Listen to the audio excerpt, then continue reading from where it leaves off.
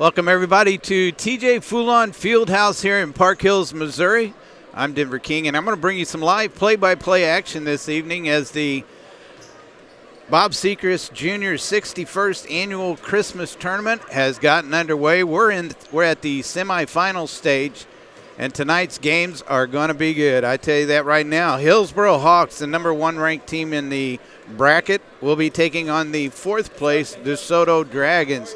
It's going to be a battle of Jefferson County here in this first game.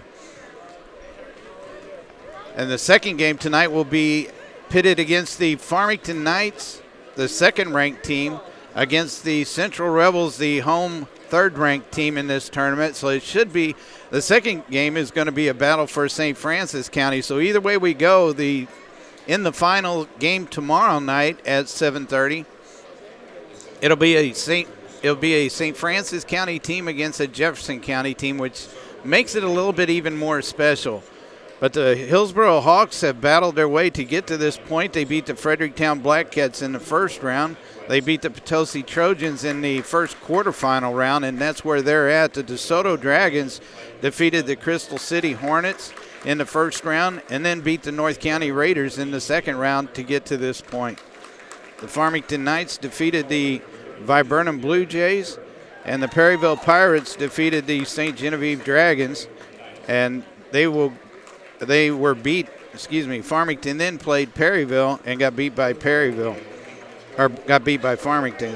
Farmington got the second-ranked team in the semifinal game here in just a little bit. They'll play Central. Central beat Herculaneum in the first round and then beat West County last night in the second round to take on the Farmington Knights. So a lot of basketball here this evening as they started earlier today. I caught the last game, which was the North County Raiders against the Perryville Pirates, which was a really good game. And the Perryville Pirates came out on top by a score, I believe it was 69-67. So some exciting basketball here tonight on Froggy 96. We welcome everybody to the basketball game. Want to remind everybody that you can go to www.kdkz18.com and actually watch the game. But we're ready for tip-off now as the Hillsboro Hawks getting ready to take on the DeSoto Dragons. Pinkley, number 23, will jump against Thies. Thies wins the tip, and DeSoto starts things off, but it's stolen away by number 32, Brewer, up to number 12, Keller, and there's going to be a goaltending violation as Keller gets a two-point layup for the Hillsboro Hawks. We have Lampkins, Keller, Brewer, Pinkley, and Isaacson on the floor for the Hillsboro Hawks. For the DeSoto Dragons, we have Brigman, West, Snowden, Thies, and who's the other one? Number 32, Parent. Hillsboro steals the ball away from the DeSoto Dragons, and number 13, Garrett Lampkins, goes in with the 2 points. 4-0 our score here early as West has the ball up to Brigman. Brigman drives into paint. Tried to dish it off to Thies. It's stolen by Pinkley. Up to Keller. Keller puts up the layup. It's up, no good. Was rebounded by number 32, Parent, but knocked out of bounds by a DeSoto Dragon. Must have been off of Parent. So Hillsboro Hawks will keep the ball.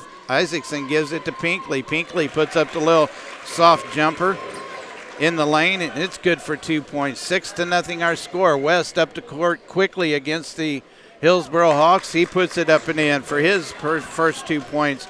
First game points for the DeSoto Dragons. Hillsboro Hawks get the ball down quickly to Isaacson on the baseline, back out to Pinkley, way up high. Pinkley over to Keller. Keller on the right wing looks inside, nothing there, gives it to Lampkin. They switch it around and give it to Brewer down underneath, but it's tipped out of bounds by number 32, Aaron Perrin of the DeSoto Dragons.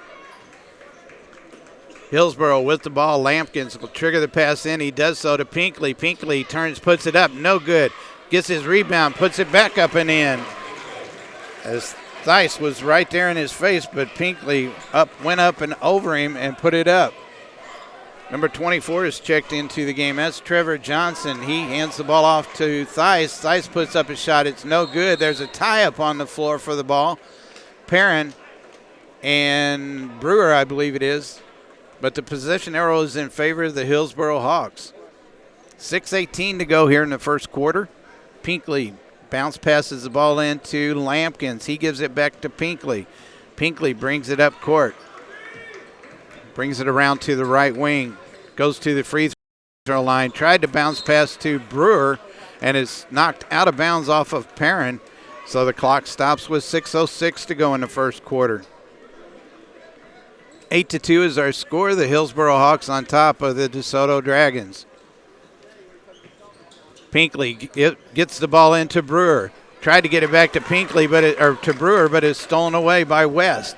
West across the half-court line gives it to Theis. Theis puts up the long jumper, and it's good. His first points of the ball game, and it's a big one, a three-pointer. 8-5 our score now. Hillsboro with the basketball on the other end of the floor. Brewer drives in the lane. Wow! Runs over Perrin, and Brewer is going to be called for a charging foul, which is his first team foul against the Hillsboro Hawks. 8-5 our score as Perrin gets the ball into West. West up to court quickly. Gives it over to Johnson, number 24, to Snudden inside the lane. He puts up a shot. No good. Coming back the other way. Lampkins with the basketball.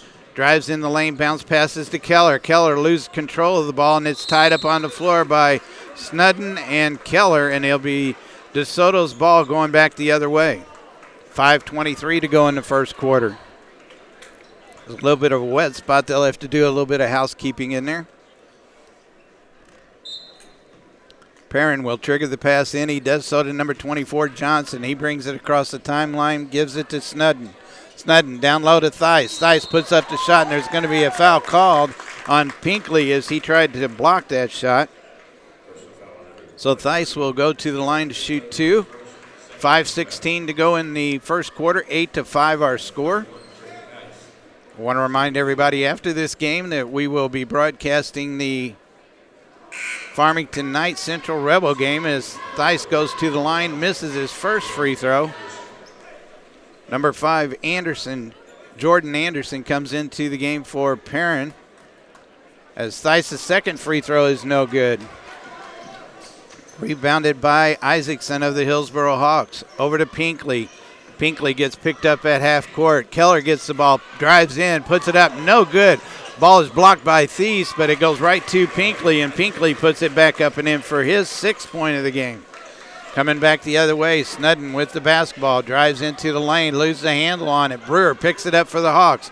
Coming back the other way, is knocked out of bounds by Anderson of the DeSoto Dragons. So a stoppage in play with 4:48 to go in the first quarter. 10-5 is our score. Lampkins, number 13, triggers a pass into Keller. Tried to get it to Isaacson, stolen away by Snudden. Snudden goes up, and he is blocked by Isaacson. The shot was, and it goes out of bounds. 4:41 to go in the first quarter. DeSoto retains possession of the basketball. Snudden will trigger the pass into Anderson. He does so. I think it was partially blocked by Pinkley. He has a fast break. Oh, he loses the handle on it. It goes out of bounds off of his leg. Got in a little bit too bit of a hurry as he didn't get the handle on the ball before he looked up at where he was at. DeSoto, after the turnover with the basketball, Johnson picks up his dribble. Tried to give it over to West, stolen away by Brewer. Brewer went in for the jam, missed it. Rebounded by Anderson of the Dragons. Back the other way, Anderson with it. Gets it down low to Theis. Theis puts up the little jumper from about 4 feet out. Picks up his 4th point of the game. Hillsboro back quickly as Lampkins gets the ball down. Rebounds batted around. Finally, Keller for the Hawks ends up with the basketball. Cross-court pass to Pinkley. Down low to Isaacson. Isaacson's going to be called for a travel as he put the ball on the floor and then picked it up and held it and walked with it. Brigman comes back into the game for Johnson. Also number 15 for the Hillsboro Hawks. Fleming comes in for Lampkins. And number 24, Isaiah Martin, comes in for Brewer. 10-7 is our score. Going back the other way as Brigman has the ball. Gives it on the left side to Snudden. Snudden with the ball over to West on the right wing. He looks inside. Nothing there. Cross-court pass. He tried to get it to Snudden, but Isaacson stole it. And Isaacson is going to be called for a traveling violation. Back and forth action. I'm telling you, these are going to be a couple of really good games to broadcast tonight. 10-7 is our score. The Hillsboro Hawks on top of the DeSoto Dragons. Brigman with the basketball, drives in the lane, drives around. Pinkley puts it up, no good.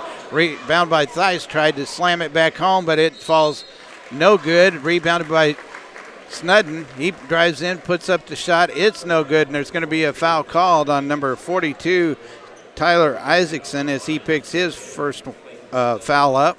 Third team foul by the Hillsboro Hawks, the DeSoto Dragons with none. Snudden goes to the line to shoot two. His first one is up and good. As number 32, Brewer is going to check back in for Isaacson, and Keller's going to go out, and Garrett Lampkins is going to come in. Snudden with his second free throw.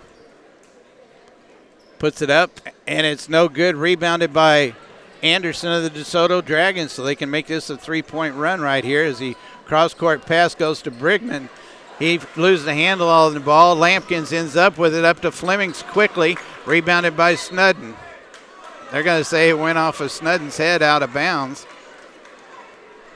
So the ball goes to the Hillsboro Hawks. 10-8 is our score with 3:19 to go in the first quarter.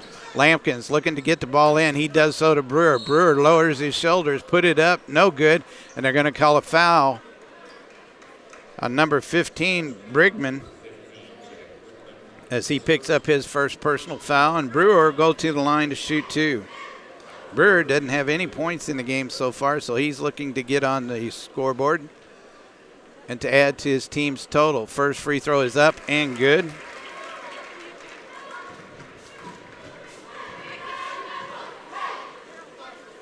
Second free throw is up, and it's good as well. 2 points in the game for Brewer, extends the lead 12-8 for the Hillsboro Hawks.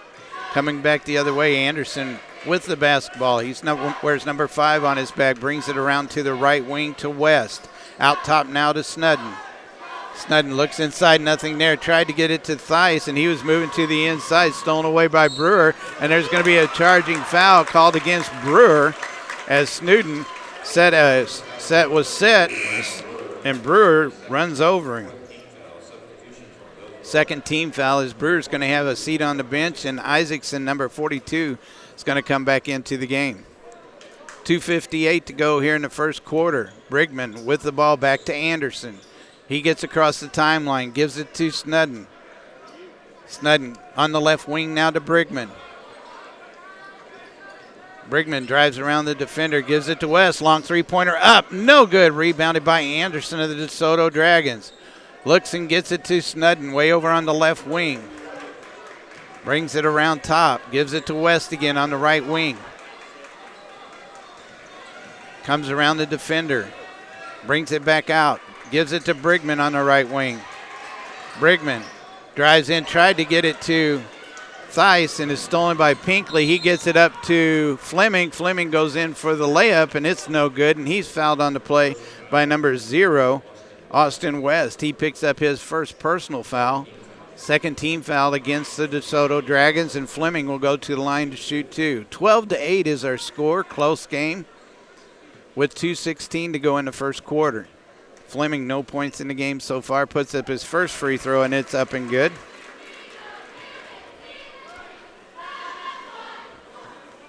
Second free throw by Fleming as he gets the ball, puts it up, and it's good. Number 32, Aaron Perrin, checking into the game for the DeSoto Dragons, and number 15, Brigman, will go and have a seat on the bench. 14-8, the Hillsboro Hawks up by 6. Perrin gets the ball into West. West back to Perrin. He hands the ball off to West. West across the timeline. At the top of the key. Bounce passes over to Anderson. Anderson looks inside, nothing there. Goes behind his back with the dribble. Still can't find anybody. Bounce passes down low to Parent. Parent hands the ball off to Theis, and there's a foul on the play. We'll have to wait and see who it's going to be against. Number 23, that's against Pinkley, as he picks up his second personal foul, fifth team foul. As Theis is going to go to the line to shoot two. Theis so far in the game has 4 points. First free throw is up and good. Gets his team to within 5. 14-9 our score with 1 minute and 50 seconds left here in the first quarter. Theis with his second free throw is up and good. 6 points in the game, 14-10 our score. Lampkins back the other way, drives in the lane. Nobody there to play defense against him. Puts Martin on number 32, Aaron Perrin, as he picks up his first personal foul. That'll be the third team foul against the DeSoto Dragons. Lampkins for the Hawks, looking to get it in. He does so to Isaacson. A little turnaround jumper up. No good. Rebounded by Pinkley. And he is fouled by number 32, Perrin. Perrin picks up his second personal foul. And the clock has stopped with 1 minute and 37 seconds left here in the first quarter. Number 24, Trevor Johnson, waiting to check in as Pinkley goes to the line to shoot two. First one's up. No good, off the front of the rim. And Johnson will come in for Perrin. Pinkley back to the line to shoot his second free throw. Gets the ball back. Puts up the shot, and it's good. Pinkley with his 7th point of the game goes out of the game, and Michael Keller comes into the game for him.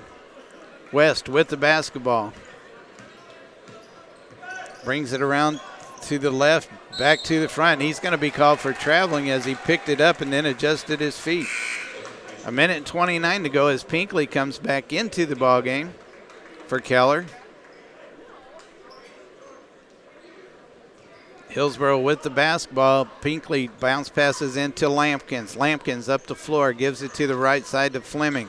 Fleming on the wing out top to Martin. Down low on the left wing to Lampkins. Out at the top of the key to Isaacson. Over on the right wing to Martin. Down low to Pinkley. Pinkley puts up the shot, and it was blocked by Theis.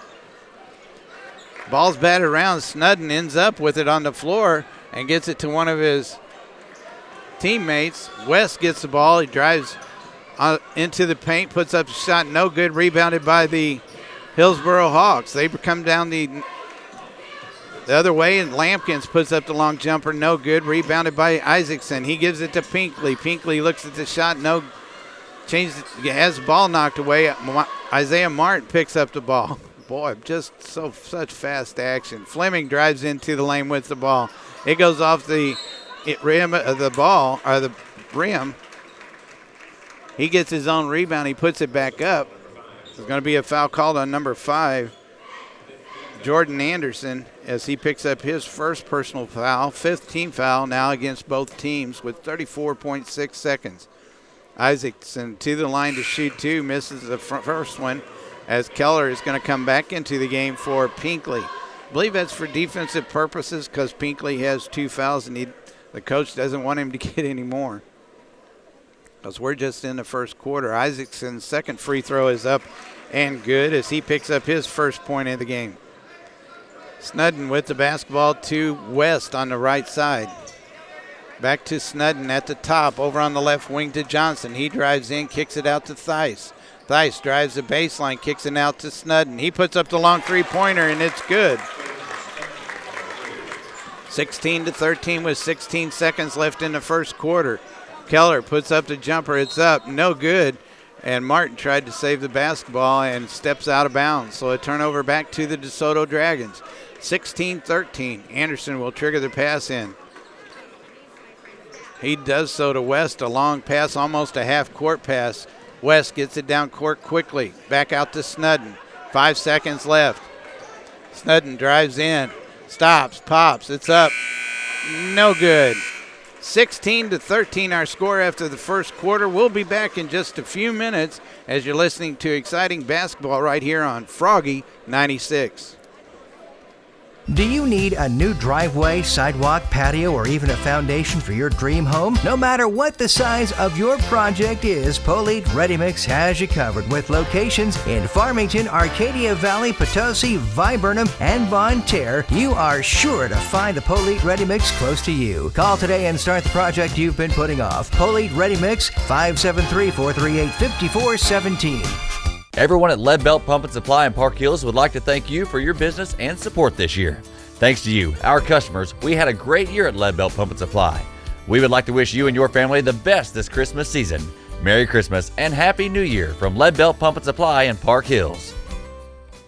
Brown's Automotive in Annapolis is your full-service automotive shop. State inspections, oil changes, motors, transmissions, rear ends, upper and lower ball joints, tie rods. When they say full service, they mean full service at Brown's Automotive. Brown's also sells AutoZone parts delivered twice a day for your convenience. They also sell used tires, new transmissions, motors, and so much more. Now you can see why Brown's Automotive on 2nd Street in Annapolis is known for being your full-service automotive shop. Call 573-598-3008.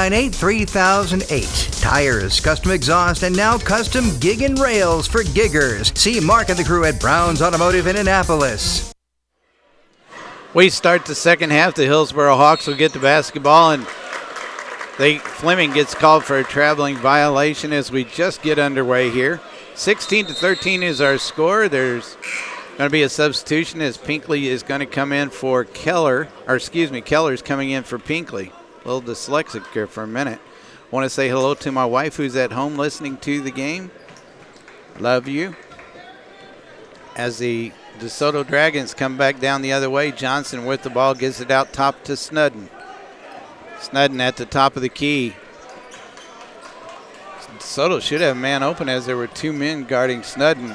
They tried to get the ball back to Snudden, and there's a fast break attempt by Keller. He puts up the layup. It's no good. Rebounded by Anderson. Anderson goes around the defender, puts up the shot. It's no good. Loses it to Martin, but Anderson gets it back, gets it down low to Theis, and he puts up the two-point layup. 15-16 with 7:05 to go here in the first half. Keller gets it out top to Fleming. Fleming should have been called for a traveling violation, but nothing called. And now Isaacson should be called for a traveling violation, and he does, as two or three bodies are on the floor. I believe Martin and Theis both ended up on the floor, and it's going to be a turnover to the DeSoto Dragons, and I believe Isaacson got called for a traveling violation. So things settle down here just a bit. 6:57 to go in the first half. As Anderson gets the ball into Johnson, back to Anderson, over to West. West will bring a ball across the timeline. 6:50 to go in the first half. Snudden with the basketball on the right wing. Down low to Anderson on the right baseline. Puts up the jumper, and it's good. A three-point play, and it looks like the Hillsboro Hawks are going to take a timeout as DeSoto grabs the lead, 18-16, with 6:40 to go in the first half. We'll take a quick timeout. We'll be right back with more high school basketball action right here on Froggy 96. Vicky Crocker Realty is proud to serve St. Francis and surrounding counties and is dedicated to serving all your real estate needs, residential, commercial, and more. Vicky Crocker is friendly, knowledgeable, and professional. Vicky Crocker Realty can provide you with up-to-date listings and information to sell your home in today's market. So, if you want to buy or sell, call Vicky Crocker Realty, 747-8099, or stop in her new office in 6:40 to go in the first half. Hillsboro gets the basketball out of bounds. Pinkley bounce passes into Garrett Lampkins. He gives it up to Fleming on the right wing. Get out top now to Martin. Martin to the left wing to Lampkins. Lampkins drives in, puts up the shot. It's up, no good. Rebounded by Johnson of the DeSoto Dragons. He takes the ball himself up court. Pulls up, gives the ball to Snudden. Back to Johnson on the left wing. He loses it to Lampkins. Lampkins puts up the shot, and it's good. Lampkins picks up his fourth point of the game. 18-18 now as DeSoto coming back the other way. West with the basketball being guarded by Fleming of the Hillsboro Hawks. West across the timeline gives it to Snudden on the right wing. Down low to Theis. He does a little turnaround jumper off the backboard. It's up, no good. Rebounded by Pinkley of the Hawks. Back the other way. Pinkley with the basketball. He'll shoot the three. It's up, and it's good. 10 points for Pinkley so far in the game. The Dragons get the ball into Brigman, who's back in the ball game. Brigman almost loses it. Gives it to Snudden. Snudden drives into the lane, tried to bounce pass down to Johnson, and it's kicked out of bounds by Isaacson of the Hillsboro Hawks. Clock stops at 5:23. Hillsboro was going to make a change, but the coach changed his mind. Snudden with the basketball. Tried that bounce-off play off of Pinkley, but it went right to a Hillsboro Hawk. Fleming ends up with it, goes down the court, puts in the 2-point layup. 4 points now for Fleming. Coming back the other way, Brigman with the basketball. Reverses his dribble, drives to the free throw line, gives it out to West. West puts up the long three-pointer, and it's good. 5 points for West now. Is coming back the other way, the Hawks with the basketball. Martin drives the baseline, puts it up and in. Martin with his first 2 points of the basketball game. West with the basketball for the DeSoto Dragons, coming back the other way. 4:45 to go before halftime. West gets it across the line to Snudden. Snudden on the right wing gives it to West. West fakes the shot, drives in, puts up the shot. No good, but trailing was Thies, and he puts it up and in with the rebound shot. Coming back the other way, Lampkin's going to have an easy layup, but he gets blocked. The ball was blocked, and it goes out of bounds, so the Hillsboro Hawks will retain possession of the basketball as number 5, Jordan Anderson, is going to come in for number 10, Snowden. Garrett Lampkins will trigger the pass in. He does so to Isaacson. Over to Pinkley. Pinkley puts up the jumper off the backboard, a three-pointer that's good. 28-23 now the score. Hillsboro Hawks on top of the DeSoto Dragons. Johnson with the basketball across the timeline. Looking to get it to somebody. He does so to Anderson. Anderson back to Johnson. Johnson shoots a long three. It's up. No good. Rebounded by Pinkley. Pinkley up the court to Martin. Martin drives across the tried to drive past the defender, and they're saying that Jordan Anderson grabbed him, so that'll be his second personal foul. That'll be the 6th team foul as Snudden is coming back in for Anderson. Clock is stopped with 3:56 to go in the first half. 28-23, Hillsboro Hawks on top of the DeSoto Dragons. Lampkins ready to trigger the pass in. Throws it way out to Martin. Martin shoots the three. It's up. No good.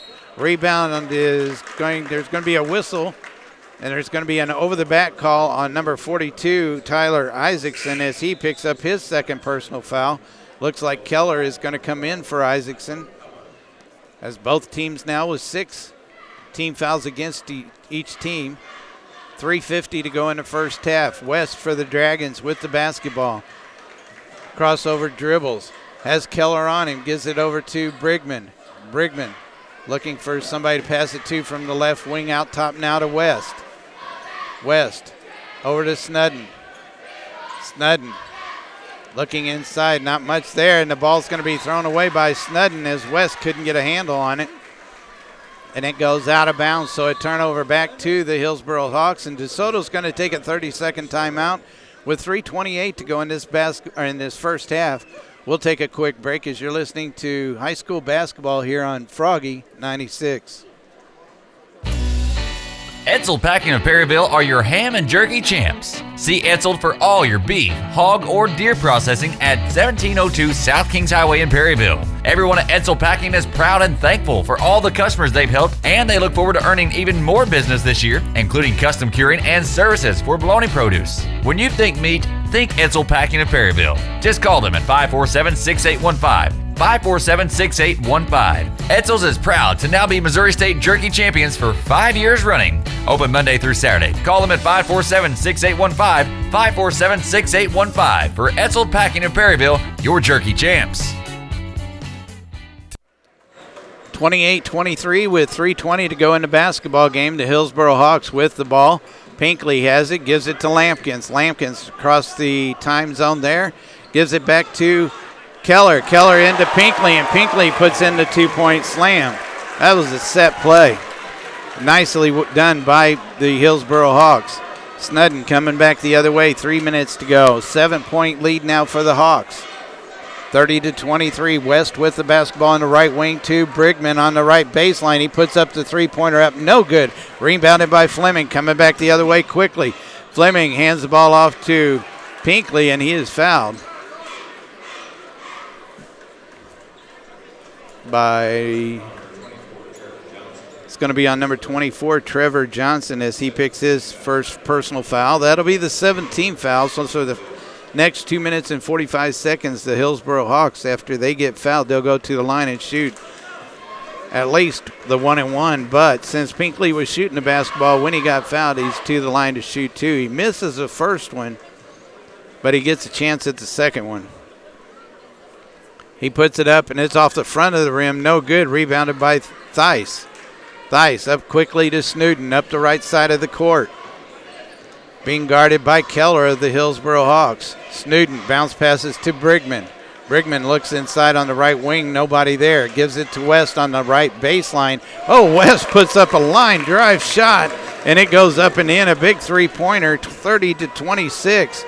The lead now 4 by the Hillsboro Hawks. We're down to 2:15 to go here before halftime. Fleming has the basketball to Martin. Martin will shoot the long two-point shot. No good. Rebounded by West. West for the DeSoto Dragons across the timeline. Switches around, goes to the right side, gets it to the left side to Snudden. Snudden down low on the baseline to Johnson. He drives the baseline, little reverse layup. No good. Rebounded by Pinkley. He gets the ball down court to Fleming. Fleming with the little left-hander. Layup is up. No good. They kick it back out to Pinkley. Over to Lampkins. Lampkins with the long three-pointers up. No good. Rebounded by Martin. He hands the ball to Pinkley, and Pinkley just puts it up and in off the glass. You can't defend that. 32-26. DeSoto trailing the Hillsboro Hawks. They have the ball. West for the Dragons, coming back the other way slowly. Crossover dribbles, goes around his defender, drives in the lane. There's going to be a foul called against the Hillsboro Hawks on number 12, Michael Keller, as he picks up his first personal foul. That'll be the 17th foul, but West was shooting, so he'll go to the line and shoot two anyway. A minute and 23 seconds left here before halftime, 32-26. West puts up the first free throw. It's up and good. Number 12, Cody Seuss, is coming into the game for Johnson. West with his second free throw is up and good. 32-28 our score with a minute and 20 seconds. Martin kicks it out high to Pinkley. Over to Fleming. Fleming drives in the lane, puts up the little jumper. It's up, no good. Rebounded by Martin. He gives it to Pinkley. Pinkley puts it on the floor. It goes up, no good. And the ball goes out of bounds. They're saying off of a DeSoto Dragon. So the Hillsboro Hawks retains possession with a minute and 5 seconds left here before halftime. 32-28, DeSoto within 4. Lampkins with the basketball, gives it over to Fleming on the right wing. He gets it down low to Martin. Martin turns, puts up the shot. It was in and out, rebounded by Keller. Keller gets the ball to Lampkins. Lampkins to Pinkley. Pinkley puts up the long three-pointer. It's up, no good. Rebounded by Snudden. Snudden up the court quickly. There's going to be a carry the ball call, or a turnover, what they call turning the ball over call against Snudden. 48 seconds left here before halftime. Pinkley gives the ball to Lampkins, back to Pinkley. 45 seconds left here before halftime. Pinkley just now gets across the timeline. Pulls Thies way out to have to guard him. He gets the ball to Lampkins, back to Pinkley. 25 seconds left before halftime. Pinkley still with the ball, bounce passes to Lampkins. Lampkins goes around his defender into the lane, dishes out to Keller, back to Pinkley. They're going to wait for the last shot. 15 seconds left here before halftime. Down to 12. Pinkley back to Keller, to Lampkins. Pinkley settles in underneath. Lampkins drives in the lane and puts up the jumper. He picks up his 6th point of the game. The clock goes off, 34-28 here at halftime. The Hillsboro Hawks on top of the DeSoto Dragons.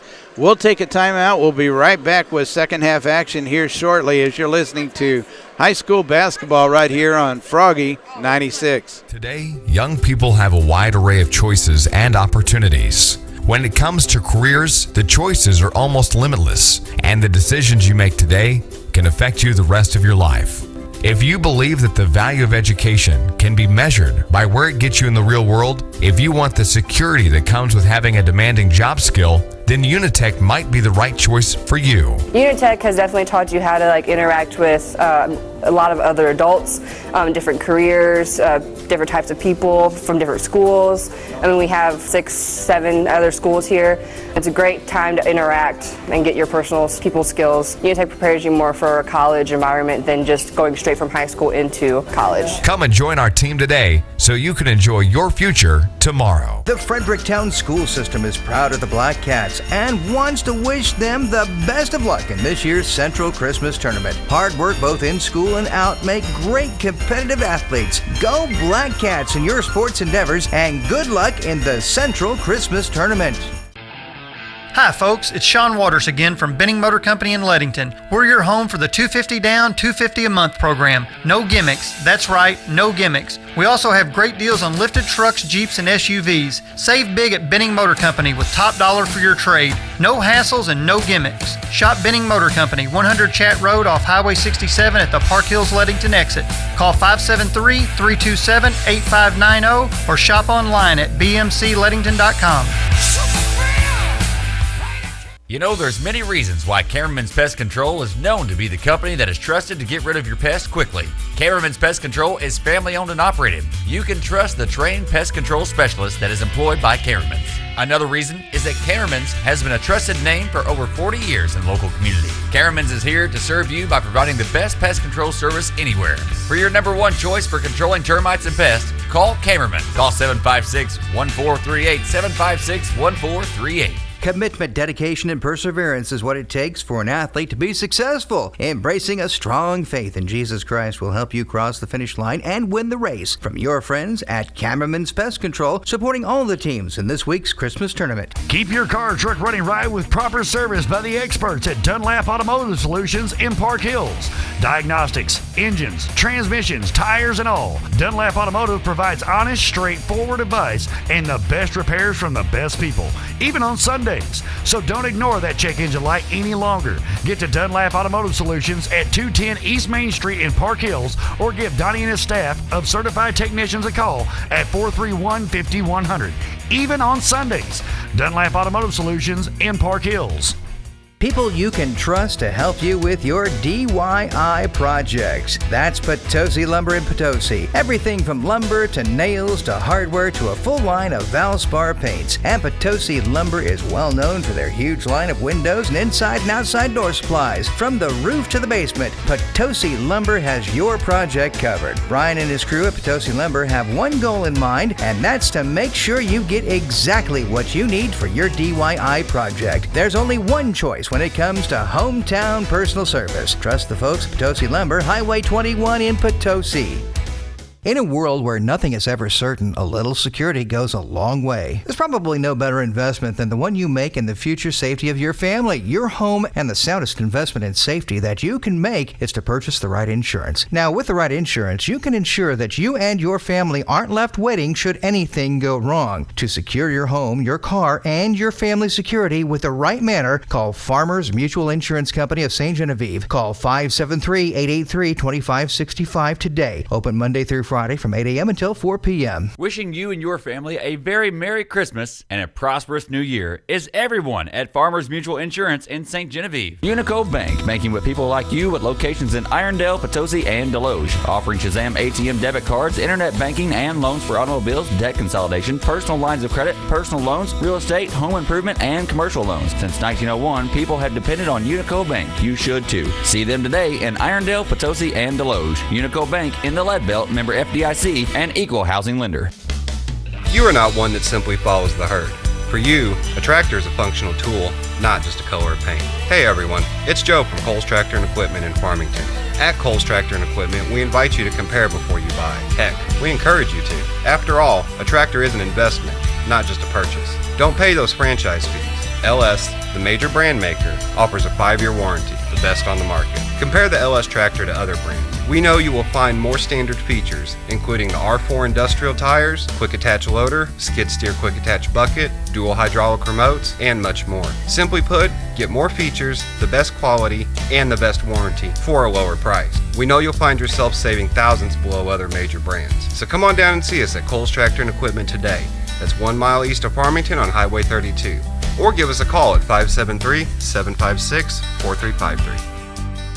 Georgian Gardens Nursing Home is a skilled nursing facility. They have the most up-to-date speech, occupational, and physical therapy departments, putting forth the utmost care for your loved ones. They also have secured units for Alzheimer's and dementia patients too. Georgia Gardens has been serving the area for over 30 years. Conveniently located behind the Washington County Memorial Hospital. For more information, call 438-6261. That's 438-6261. Georgian Gardens in Potosi. Sons Auto Farm and Home in Annapolis is the place to go for all of your automotive needs and much more. Donnie and Ethan Bond have bought out Western Auto in Annapolis and are ready to service your every need. They offer tire repair, state inspections, and they even service and sell all steel equipment, including chainsaws. They offer custom exhaust work, as well as battery sales for cars, trucks, and ATVs. They also build hydraulic hoses for farm equipment and much, much more. Stop by and see Donnie and Ethan at Sons Auto Farm and Home today, or give them a call at 573-598-4350. Proud supporters of the community, and you will not be disappointed with your service. Sons Auto Farm and Home in Annapolis. Nothing's worse than when you turn up the heat in your home and nothing happens. That's when you need to call Trustworthy Heating and Cooling. With over 25 years of experience and a reputation that's second to none, Sean Light and his crew will have you back in the heat before you know it. Also specializing in geothermal heat pumps and wood and gas stoves and fireplaces. Sean covers a wide area too, so when you can't trust the way your heat's working, call the ones who've been around for years. Trustworthy Heating and Cooling. Call Sean Light at 760-0050. That's 760-0050 for Trustworthy Heating and Cooling, the ones to trust. Hi, this is Tanya, a sales specialist at Auto Plaza Ford in Fredericktown. Are you tired of the runaround? Do you want an honest, hassle-free deal close to home? Come see us at 141 Commercial Drive. We not only provide stellar deals like our best price guarantee on new Fords, we are passionate about customer service. We invest in our local communities and causes. Most importantly, we truly care about you and your family.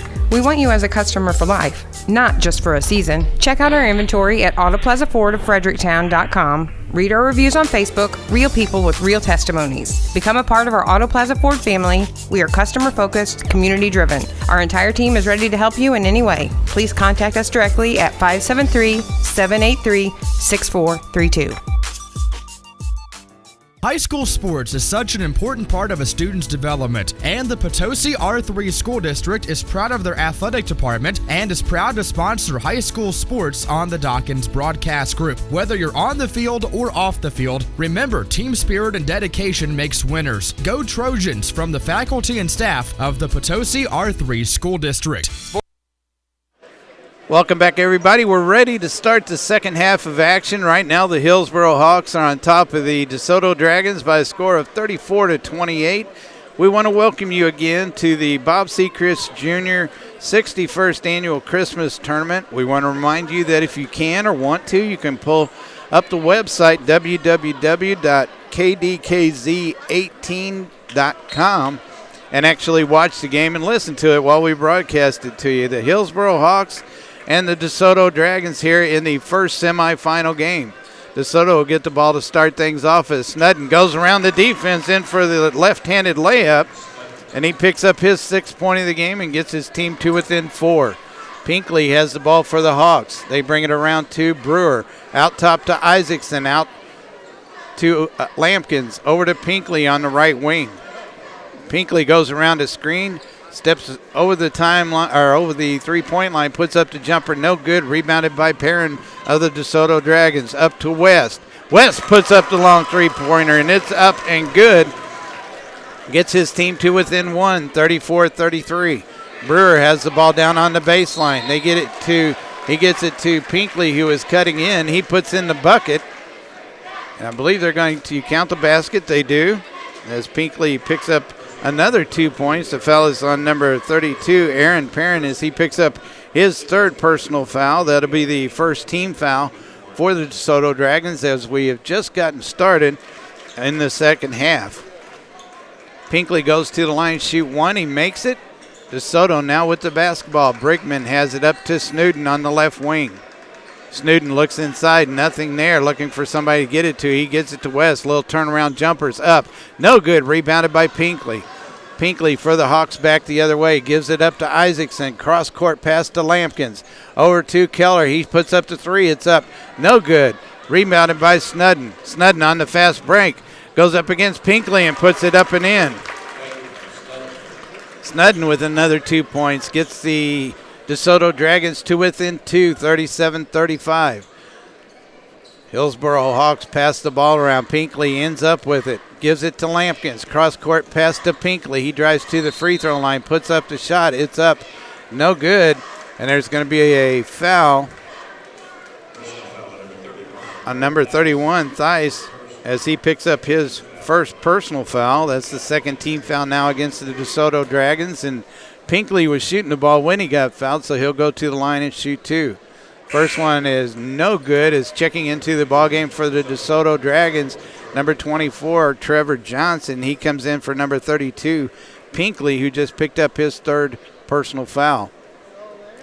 Pinkley hits the second free throw, puts his team up 3 points, 38-35 with 6:25 to go here in the third quarter. Johnson with the basketball for the Dragons, gets across the half-court line and picks his dribble up. Gets it to Snowden to West. West drives in, puts up a shot, no good, rebounded. Is batted down to Keller. Keller puts up the shot, it's no good, and he's fouled on the way up by Snowden as he picks up his first personal foul. Third team foul as Keller will go to the line to shoot two.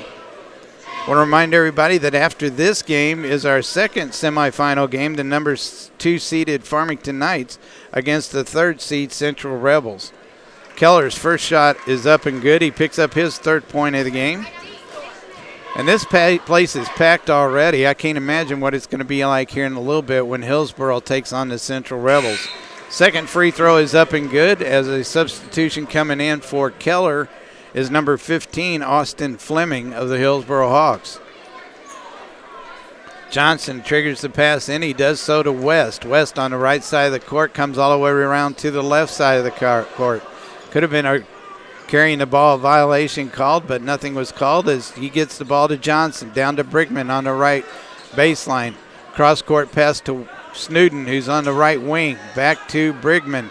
Brickman puts up the shot, and it's good as a 2-point shot, but it still counts his first points of the basketball game. Hillsboro gets the ball down quickly. They kick it out to Pinkley. Pinkley drives into the lane, puts up the reverse layup, and it's good. 42-37 our score as the DeSoto Dragons with the basketball. Brickman gets it across the timeline. Tried to get it to Johnson, and he threw it behind him, and it goes out of bounds. An expensive mistake that time by the DeSoto Dragons. Clock is stopped with 5:24 to go here in the third quarter. Pinkley with the basketball for the Hillsboro Hawks. Gets it over to Lampkins. Garrett Lampkins back to Pinkley on the right wing. Inside to Brewer. Brewer turns, puts it up and in for his fourth point of the game. 44-37. Brickman with the basketball. Gets it across court pass to Snowden. Snowden out at the top of the key on the right wing now to West. West looks inside, nothing there. Cross court to Snowden. Almost had the ball stolen away, but Snowden still retains possession of the ball. Gets it to West. West to Brickman. Brickman inside, puts up a shot. Tried to put up a shot, and the ball was on his hip, and he throws the ball out of bounds. Number 5, Jordan Anderson coming into the game for Brickman. 44-37 with 4:45 to go in the third quarter.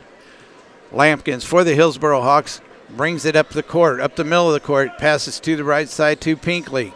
Pinkley looks inside, gets it, tried to get it to Brewer, and he mishandles the ball, and it ends up in Theis' hands. He gives it to Anderson. Anderson over to Snowden. Snowden Gets it to Anderson on the right wing. Anderson looks inside, nothing there. Drives in, pulls up. There's going to be a foul called on Fleming, Austin Fleming, as he'll pick up his first personal foul. That is the first team foul against the Hillsboro Hawks, and we're at the 4:17 mark of the third quarter. DeSoto with the basketball. They get it into Anderson. Anderson wide open at the free throw line, gives it on the left baseline to Johnson. He kicks it out to Thies. Thies puts up the long three-point jumper, no good. Rebounded by Lampkins. Lampkins got in a little bit of a hurry around that right side, and the ball goes out of bounds. So a turnover back to the DeSoto Dragons, who trail by 7, 44-37. Snowden with the basketball, gives it to Johnson. Johnson on way out on the left wing, being guarded by Lampkins. Pulls up, looking for somebody to get it to. He gets it to Snowden. Snowden directing traffic now for the Dragons as he gives it to Johnson on the right wing. Tried to get it down low to Thies and is batted out of bounds by Isaacson of the Hawks. Snowden with the basketball. Drives to the top of the key. Starts to drive in, loses the handle on it, gives it to Johnson. Johnson puts up the three, and it's good. His first points of the basketball game, 44-40 our score with 3:25 to go here in the third quarter. Pinkley pulls up, puts up a shot. No good. Ball batted around, and it's still being batted around. Isaacson for the Hillsboro Hawks ends up with it. He tried to get it to Brewer and is stolen away by Anderson of the DeSoto Dragons. He puts up the shot, and Brewer rejects it big time. Coming back the other way, they get the ball to Pinkley. He puts it off the glass from about 5 foot out, and it's good. 46-40 now. Coming back the other way, Snowden with the ball. 2:50 to go here in the third quarter. Snowden drives in the lane, puts up the jumper, no good. Rebounded by Pinkley, up quickly to Lampkins. Lampkins puts up the shot, and Johnson blocks it. Coming back the other way, Johnson hammered by Pinkley, and no call was made. They get the ball to West. West puts up the long jumper, and Snowden is going to be called for reaching over the back to bat the ball away, and he'll be turned over back to the Hillsboro Hawks as Snowden picks up his second personal foul. Snowden with his second personal foul, fourth team foul, and Isaacson has a seat on the bench for the Hillsboro Hawks as Isaiah Martin comes in for him. Lampkins with the basketball for the Hawks. 2 minutes and 30 seconds left here in this third quarter. 46-40 is our score. Lampkins has it on the left baseline. Drives around the defender, tried to get it to bounce past it to Brewer, and I believe it went off of a DeSoto Dragon out of bounds. So Hillsboro retains possession of the basketball as Lampkins will trigger the pass in, being guarded by West. Lampkins gets it into Pinkley. Pinkley way out high. Holds the ball, being guarded by Thies. Gives it on the right wing to Brewer. Brewer out top to Fleming. Fleming back to Brewer. Brewer drives around the defender, stops from about 12 feet out.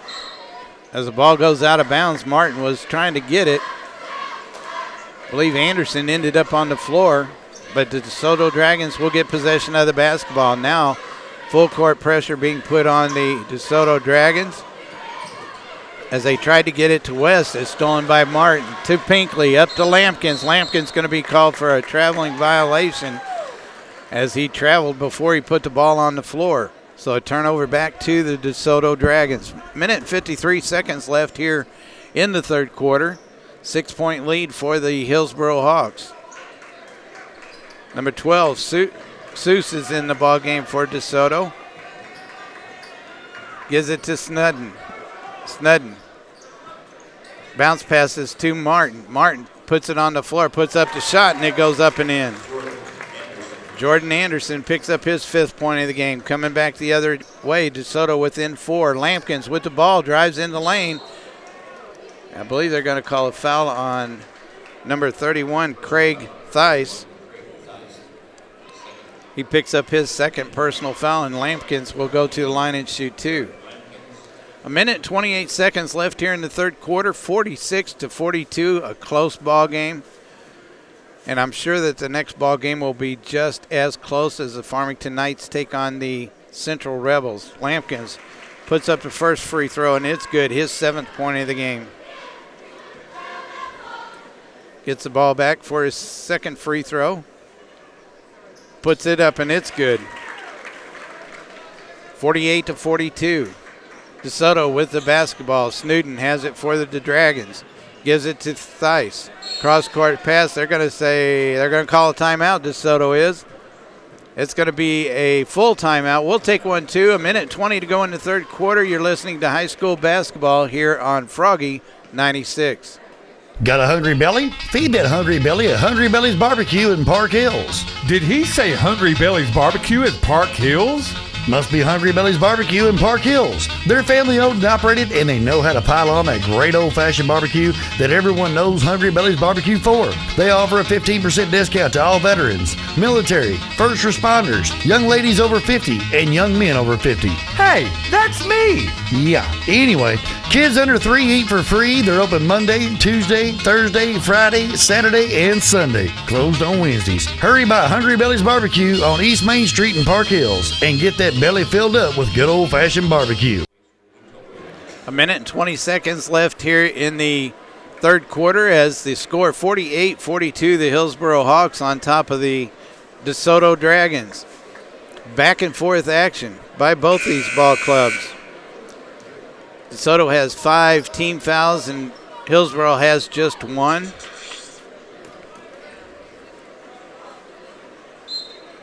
As we're waiting for the DeSoto Dragons to come out, they do so. They get the ball into Snowden. Snowden over to West. West has the ball at the top of the key. Tried to get it to Snowden. And ball goes out of bounds, and Lampkin saves it to Martin, and there's going to be a foul called against the DeSoto Dragons. It's going to be on number 12, Cody Cease. And that'll be a turnover to the Hillsboro Hawks. 6 team fouls now against DeSoto. As Pinkley has the basketball, looked to his right, went to his left, put up a shot. It's up, no good. Rebounded by Brewer, and the ball rolls off the back of the rim. No good. There's going to be a foul called on number 31, Theis, Craig Theis, as he picks up his 3rd personal foul. Here with just 55 seconds left in the third quarter. Brewer goes to the line to shoot 2. It's up and good. 5 points now for Brewer as Brigman comes into the game. Theis is going to have a seat on the bench, as well as Seuss, as Johnson comes back into the ball game. Brewer with his 2nd free throw puts it up, and it's good. 50-42 is our score here in the third period. DeSoto Dragons with the basketball. Anderson bounce passes to West. West up the middle of the court, gives it to Snowden on the right wing. Snowden looks inside. Not much going on there as Johnson knocked the ball out of bounds. He tried to get it to Johnson, and Johnson was a little bit behind him, and it hit off his hands out of bounds. So Hillsboro Hawks with the basketball, 50-42. They lead with 35 seconds left here in the third quarter. Pinkley has it way out on the left side. Tried to get it to Brewer, and it's knocked out of bounds. West goes after it, and he steps on the end line. So there's a stoppage in play. 27 seconds left here in the third now. Lampkins looking to get the ball in, and he does so to Pinkley, being guarded by Anderson of the DeSoto Dragons. Pinkley gives it to Brewer on the left wing. Tried to get it to Fleming, and it's stolen away by Brigman. Brigman going from one end of the court to the other end of the court, rebounded by Pinkley. Pinkley up now to Lampkin. Lampkins puts up the shot, and it's knocked out of bounds by Johnson of the DeSoto Dragons. So 7 seconds left here in the third quarter. 50-42, Hillsboro hanging on to an 8-point lead right now. Hillsboro gets the ball into Pinkley, and Pinkley just puts it up and in from about 4 foot out. Coming back the other way, Snowden with the basketball for the DeSoto Dragons, puts up the shot too late. And we're going to get ready to go to the fourth quarter. A 10-point lead by the Hillsboro Hawks over the DeSoto Dragons. We'll be back in just a minute as you're listening to high school basketball here on Froggy 96. Ameren UE Tom Sock plant in Annapolis is proud to be a part of the Park Hills Central Tournament and wishes all teams the best of luck. It takes hard work and team spirit to make it to this historic tournament. Best of luck in all of your athletic endeavors from everyone at Ameren UE Tom Sock in Annapolis. A lot of tractor and implement places will tell you about all the great things that they do have. Well, at Cole's Tractor and Equipment, we'd like to tell you about a few things that we don't have. We don't have a big fancy sign, we don't have fancy packaging, and most importantly, we don't have high prices. In fact, we carry many items that are actually cheaper than the big box stores that you may be more familiar with. Hi everyone, this is Joe from Cole's Tractor and Equipment, 1 mile east of Farmington on Highway 32.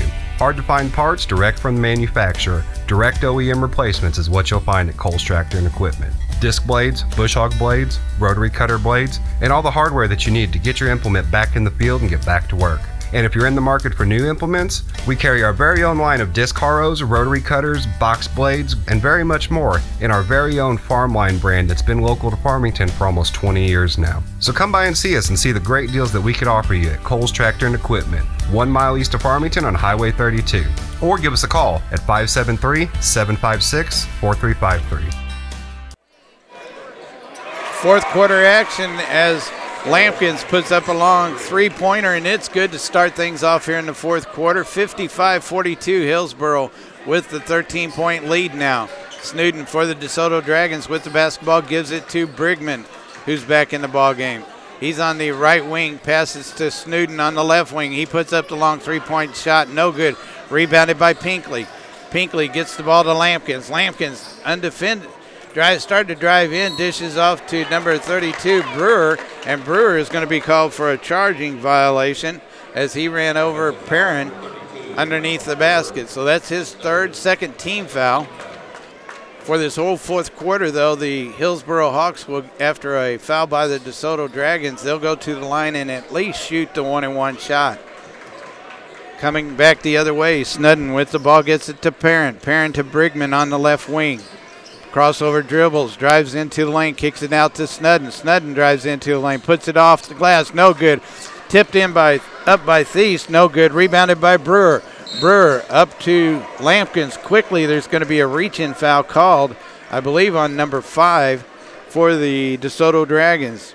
That is Anderson. He picks up his third personal foul, 8th team foul, as Lampkins will go to the line to shoot the 1-and-1. 6:58 to go in this basketball game, but folks, stay tuned because we got two St. Francis County teams that are going to go at it here in just a little bit to try to get to the final game against the winner of this game. So it should be exciting as Lampkins hits his first free throw. 12 points for Lampkins so far tonight. Make it 13 as he hits his second free throw. Ball comes into Brigman of the DeSoto Dragons. Gets it to Snowden across the timeline. Snowden brings it around to the top. Gives it to Thies. Thies, little turn. Oh, thought he's going to do a turnaround jumper, but he passes down low to Brigman, who is breaking towards the basket, and he puts it in for a 2-point layup. 4 points now for Brigman tonight. Hillsboro with the basketball. Lampkins has it on the right wing. Out top to Fleming, over to Brewer. Brewer hands the ball to Pinkley. Pinkley being guarded by Thies. Gives it over to Lampkins on the right wing. Down to Fleming on the baseline. Gets tied up by Snowden on a good defensive play, and the possession arrow will be in favor of the DeSoto Dragons. Anderson with the ball, gets it into Snowden. Snowden goes around the defender. Drives into the lane. There's going to be a foul called, I believe, against Fleming.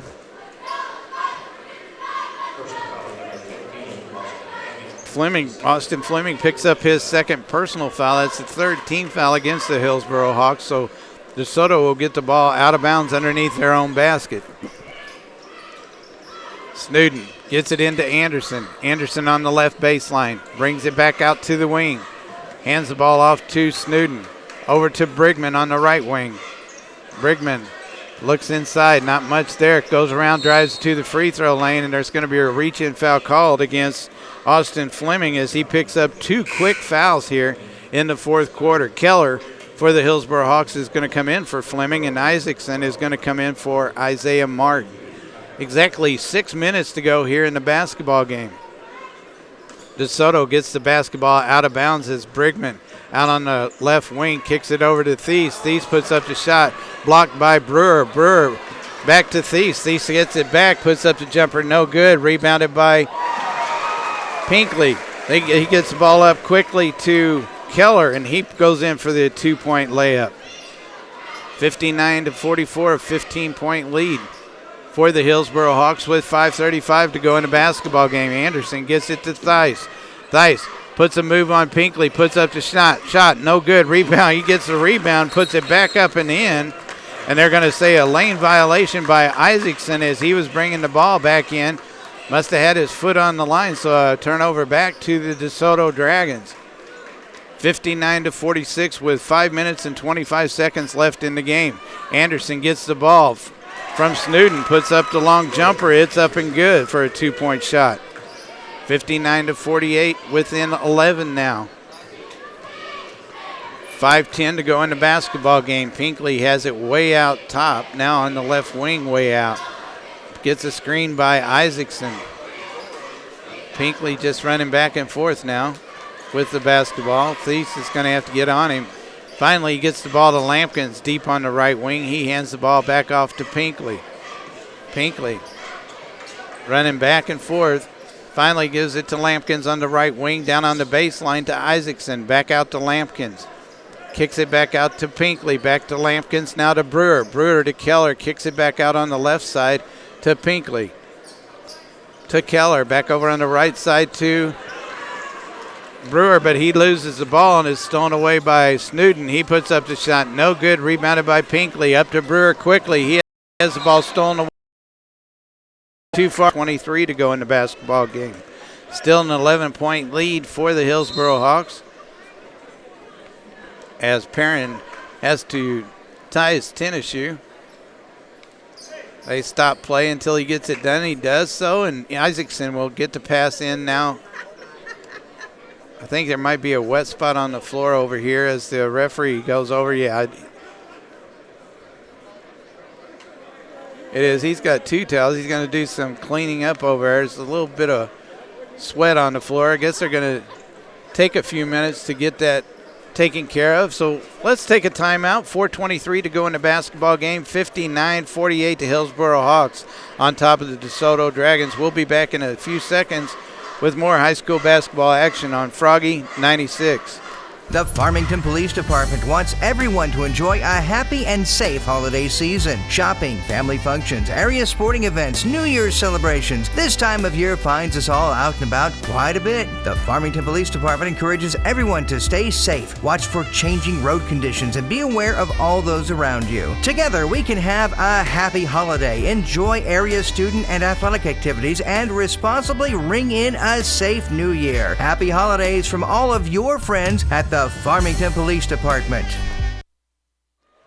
4:23 to go in the basketball game as the Hillsboro Hawks with the basketball. They bounce pass it into Keller. Down low to Isaacson. And it was slapped away by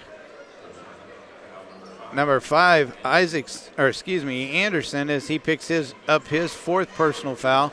And Isaacson will go to the line to shoot the 1-and-1. Waiting for Johnson to come in. He'll come in for Anderson. The clock is stopped with 4:19 to go. Isaacson looking to build up the Hillsboro Hawk lead. First free throw is up, and it's good as he picks up his 2nd point of the game and makes it a 60-48 lead over the DeSoto Dragons. Isaacson gets the ball back for his 2nd free throw. It's up, no good. Rebounded by Lampkins of the Hillsboro Hawks. They'll run more time as Lampkins bounce passes to Isaacson on the baseline. He drives around one defender, puts the ball up, no good. Rebounded by Brewer, who falls over 2 or 3 guys that are on the floor. Brigman ends up with the basketball, goes behind his back, puts up the shot. It's up, no good. There's going to be a foul called, I believe, against number 23, Pinkley, as he picks up his 3rd personal foul. That'll be the 5th team foul against the Hillsboro Hawks. So Thies will go to the line to shoot 2 As his first one is up, and it's good. 13 points in the game for Thies, as Isaiah Martin's going to come back into the game for Isaacson. Thies with his second free throw is up, and it's good. 10-point lead now for the Hillsboro Hawks as we have under 4 minutes to go in the basketball game. Lampkins gets the ball to Keller. Keller to Brewer. Down low to Pinkley. Cross court to Martin. That was down on the baseline. He throws the ball right to Brewer. Brewer has the ball taken away by Brigman. Brigman puts up the layup. It's no good, and there's going to be a timeout called by the Hillsboro Hawks. And maybe a couple of changes here as it looks like Fleming's going to come into the game. We'll take a quick timeout. 10-point lead for the Hawks with 3:37 to go in the basketball game. You're listening to some exciting basketball here tonight on Froggy 96. Hi folks, it's Sean Waters again from Benning Motor Company in Leadington. We're your home for the $250 down, $250 a month program. No gimmicks, that's right, no gimmicks. We also have great deals on lifted trucks, Jeeps, and SUVs. Save big at Benning Motor Company with top dollar for your trade. No hassles and no gimmicks. Shop Benning Motor Company, 100 Chat Road off Highway 67 at the Park Hills Leadington exit. Call 573-327-8590 or shop online at bmcleadington.com. 3 minutes and 37 seconds left in the basketball game. We're that far away from determining who's going to represent Jefferson County in the final game of this Bob Sechrest 61st Annual Christmas Tournament. Hillsboro with the basketball. Tried to get it to Brewer, and I believe Hillsboro's going to call another timeout. It's going to be a full timeout. We'll go ahead and take another timeout. 10-point lead held by Hillsboro as you're listening to high school basketball right here on Froggy 96.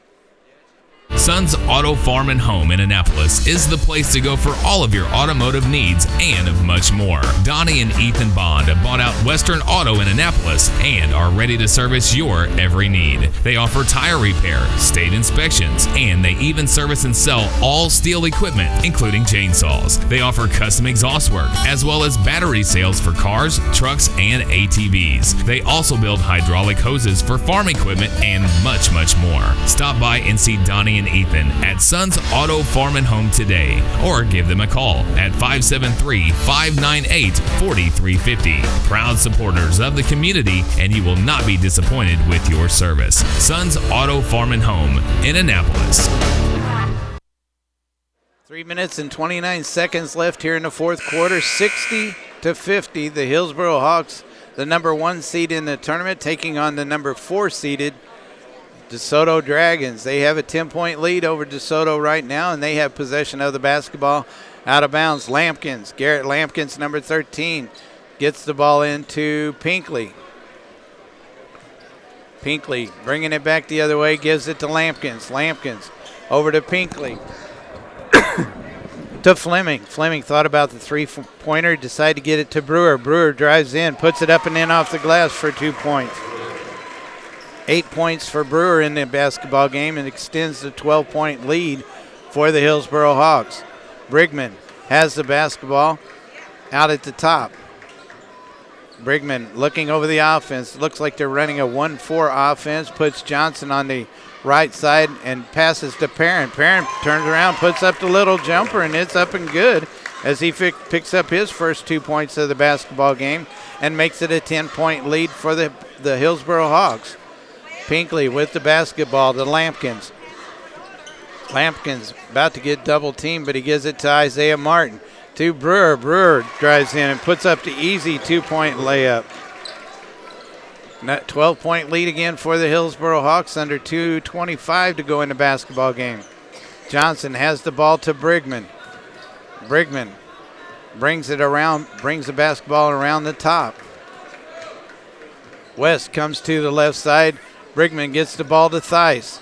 Theis puts the ball on the floor, a little turnaround jumper, and there's going to be a pushing foul called against number 23, Pinkley, as he picks up his 4th personal foul. That'll be the 6th team foul, and Theis will go to the line and shoot 2. 14 points for Theis so far this evening. The clock is stopped with 2 minutes and 8 seconds left in the basketball game. Theis hits his first free throw. 53-64, down to 11-point lead for the Hillsboro Hawks. Theis with his second free throw is up, and it's good. Anderson's coming into the ball game for the DeSoto Dragons as Perrin will have a seat on the bench. Hillsboro with the basketball. They get it up to Brewer, back to Pinkley. 2:05 to go in the basketball game. Pinkley slowly across the timeline, gives it to Fleming, to Brewer.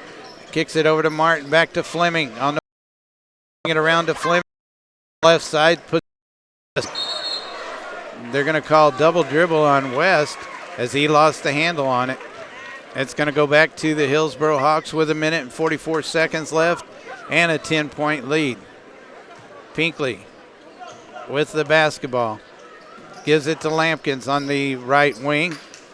Picked up, the ball's batted away, and it's picked up by Johnson. Johnson puts up the shot, no good. Anderson for the DeSoto Dragons there to clean up and puts it up and in. Coming back the other way, there's going to be a traveling called against Fleming on the fast break, and the ball will go out of bounds to the DeSoto Dragons. Isaacson comes into the game for Fleming of the Hillsboro Hawks with 1 minute and 25 seconds left here in the basketball game. Johnson with the basketball for the Dragons. Gives it to Brigman. Brigman brings it out top, taking an awful lot of time. Finally gives it to Anderson. Anderson to Brigman. At the top of the key, gives it to Theis. Theis turns and jumps. Oh, a bit long three-pointer by Craig Theis. Gets him, the Hillsboro, or the DeSoto Dragons, to within 5. 64-59 with 55 seconds, and there's going to be a foul called on number 0. That's Austin West of the DeSoto Dragons. 5-point lead now for the Hillsboro Hawks. As Lampkins will go to the line and shoot the 1-and-1. Actually, he's going to shoot 2, as that was the 10th foul committed in this half by the DeSoto Dragons. He hits the first one and puts Hillsboro up by 6. Lampkins with his second free throw is up, and it's good. 7-point lead now for the DeSoto Dragons. Snudden's going to come into the game for Brigman. Johnson will trigger the pass in for the DeSoto Dragons. He does so to Snudden. Snudden brings the ball up the court. Has it at the top of the key, gives it to Anderson on the left wing. Snudden gives it to Theis. Theis going to shoot a long three-pointer. It's up. No good. Rebounded by Anderson. Little fall-away jumper goes up and in over Pinkley. 61-66 with 30 seconds left in the basketball game. Coming back the other way. There's going to be a reach-in foul called against Austin West as they stop the clock with 27.5 seconds left in this basketball game. 61-66, and Lampkins again will go to the line and shoot 2.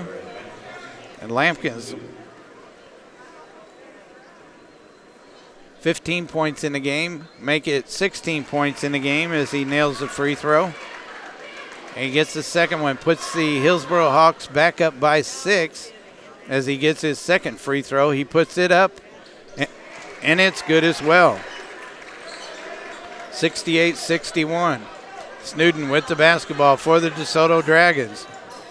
They're going to have to start shooting the basketball as Snudden puts it up, misses everything, comes off the backboard, right to Pinkley. Gets it to Lampkins. Lampkins is fouled by Theis as he picks up his 4th personal foul, and Lampkins will go to the line and shoot 2. Lampkins has been to the line a few times this evening. He has 8 free throws that he's put up and in. That's good. I don't think he's missed any. I think any of the free throws. I think he's been perfect. First free throw is up and good. 69-61 extends the Hillsboro Hawk lead to 8. Make it 9 as he puts his second free throw up and in. Down the court quickly, the DeSoto Dragons with the basketball. They need to get the shot off quickly as Theis puts up the shot. No good. Rebounded by Isaacson. Oh, Isaacson's going to be called not for traveling It was for carrying the ball as the ball bounced up around his shoulders. But regardless, it's a turnover back to the DeSoto Dragons with 1.2 seconds left. This will do it for the basketball game as Snudden gets the ball in. That'll do it. 70-61 is our final score.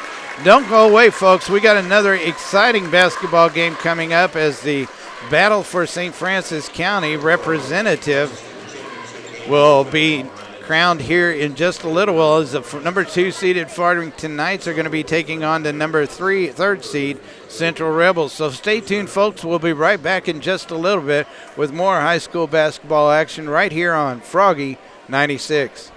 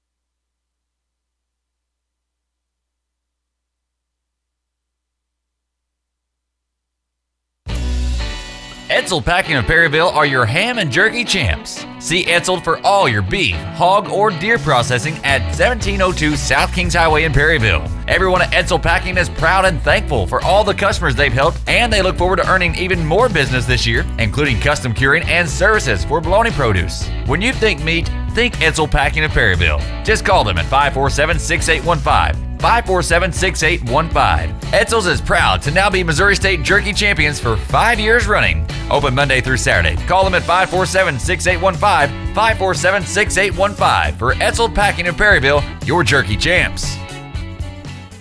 Bellevue Valley Nursing has been serving this area for over 20 years and has been providing the utmost professional and loving care to their residents. Bellevue Valley Nursing provides regular skilled and behavioral skilled care. Therapy, speech, occupational, and physical therapy services are also provided. Located 5 miles past the Bellevue School, visit them soon for a tour or call 697-5311 for more information. That's Bellevue Valley Nursing Home in Bellevue. Georgian Gardens Nursing Home is a skilled nursing facility. They have the most up-to-date speech, occupational, and physical therapy departments putting forth the utmost care for your loved ones. They also have secured units for Alzheimer's and dementia patients too. Georgia Gardens has been serving the area for over 30 years. Conveniently located behind the Washington County Memorial Hospital. For more information, call 438-6261. That's 438-6261. Georgian Gardens in Potosi. Sportsmanship is an important part of life, whether it's on the field or at home or maybe even on the job. Sportsmanship means teamwork, and your Walmart Supercenter in Farmington is proud of the Farmington Knights and the sportsmanship they exhibit on the field. Good luck, Farmington Knights, on your game this Friday from everyone at your Walmart Supercenter in Farmington. You are not one that simply follows the herd. For you, a tractor is a functional tool, not just a color of paint. Hey everyone, it's Joe from Coles Tractor and Equipment in Farmington. At Coles Tractor and Equipment, we invite you to compare before you buy. Heck, we encourage you to. After all, a tractor is an investment, not just a purchase. Don't pay those franchise fees. LS, the major brand maker, offers a 5-year warranty, the best on the market. Compare the LS tractor to other brands. We know you will find more standard features, including the R4 industrial tires, quick attach loader, skid steer quick attach bucket, dual hydraulic remotes, and much more. Simply put, get more features, the best quality, and the best warranty for a lower price. We know you'll find yourself saving thousands below other major brands. So come on down and see us at Coles Tractor and Equipment today. That's 1 mile east of Farmington on Highway 32. Or give us a call at 573-756-4353. Do you need a new driveway, sidewalk, patio, or even a foundation for your dream home? No matter what the size of your project is, Polite Ready Mix has you covered with locations in Farmington, Arcadia Valley, Potosi, Viburnum, and Bonne Terre. You are sure to find a Polite Ready Mix close to you. Call today and start the project you've been putting off. Polite Ready Mix, 573-438-5417. Today, young people have a wide array of choices and opportunities. When it comes to careers, the choices are almost limitless, and the decisions you make today can affect you the rest of your life. If you believe that the value of education can be measured by where it gets you in the real world, if you want the security that comes with having a demanding job skill, then Unitech might be the right choice for you. Unitech has definitely taught you how to interact with a lot of other adults, different careers, different types of people from different schools. I mean, we have 6, 7 other schools here. It's a great time to interact and get your personal people skills. Unitech prepares you more for a college environment than just going straight from high school into college. Come and join our team today so you can enjoy your future tomorrow. The Fredericktown.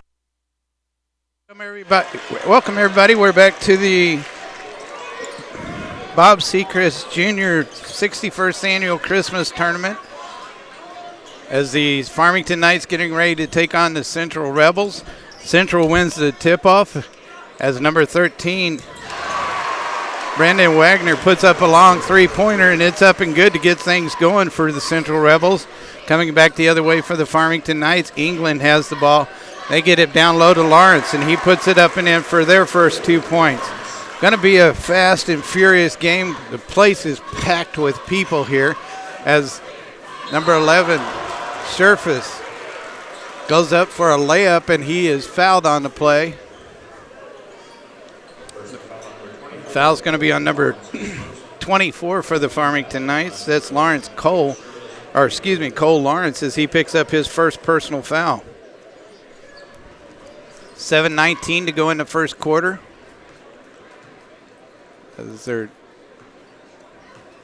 Not sure why those guys are standing up underneath the basket, but the referee said something to them.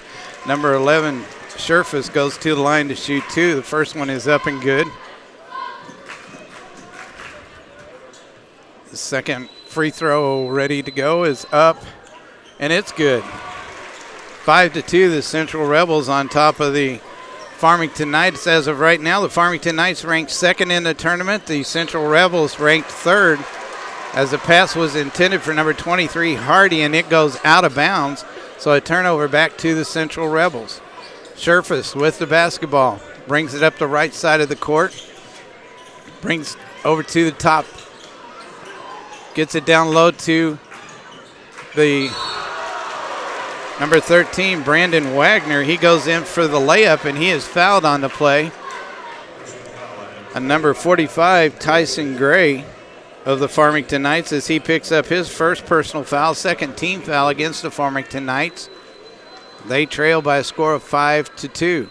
So Brandon Wagner goes to the line to shoot two. He picks up the first free throw. It's good for his fourth point of the game and extends the Central lead to 4.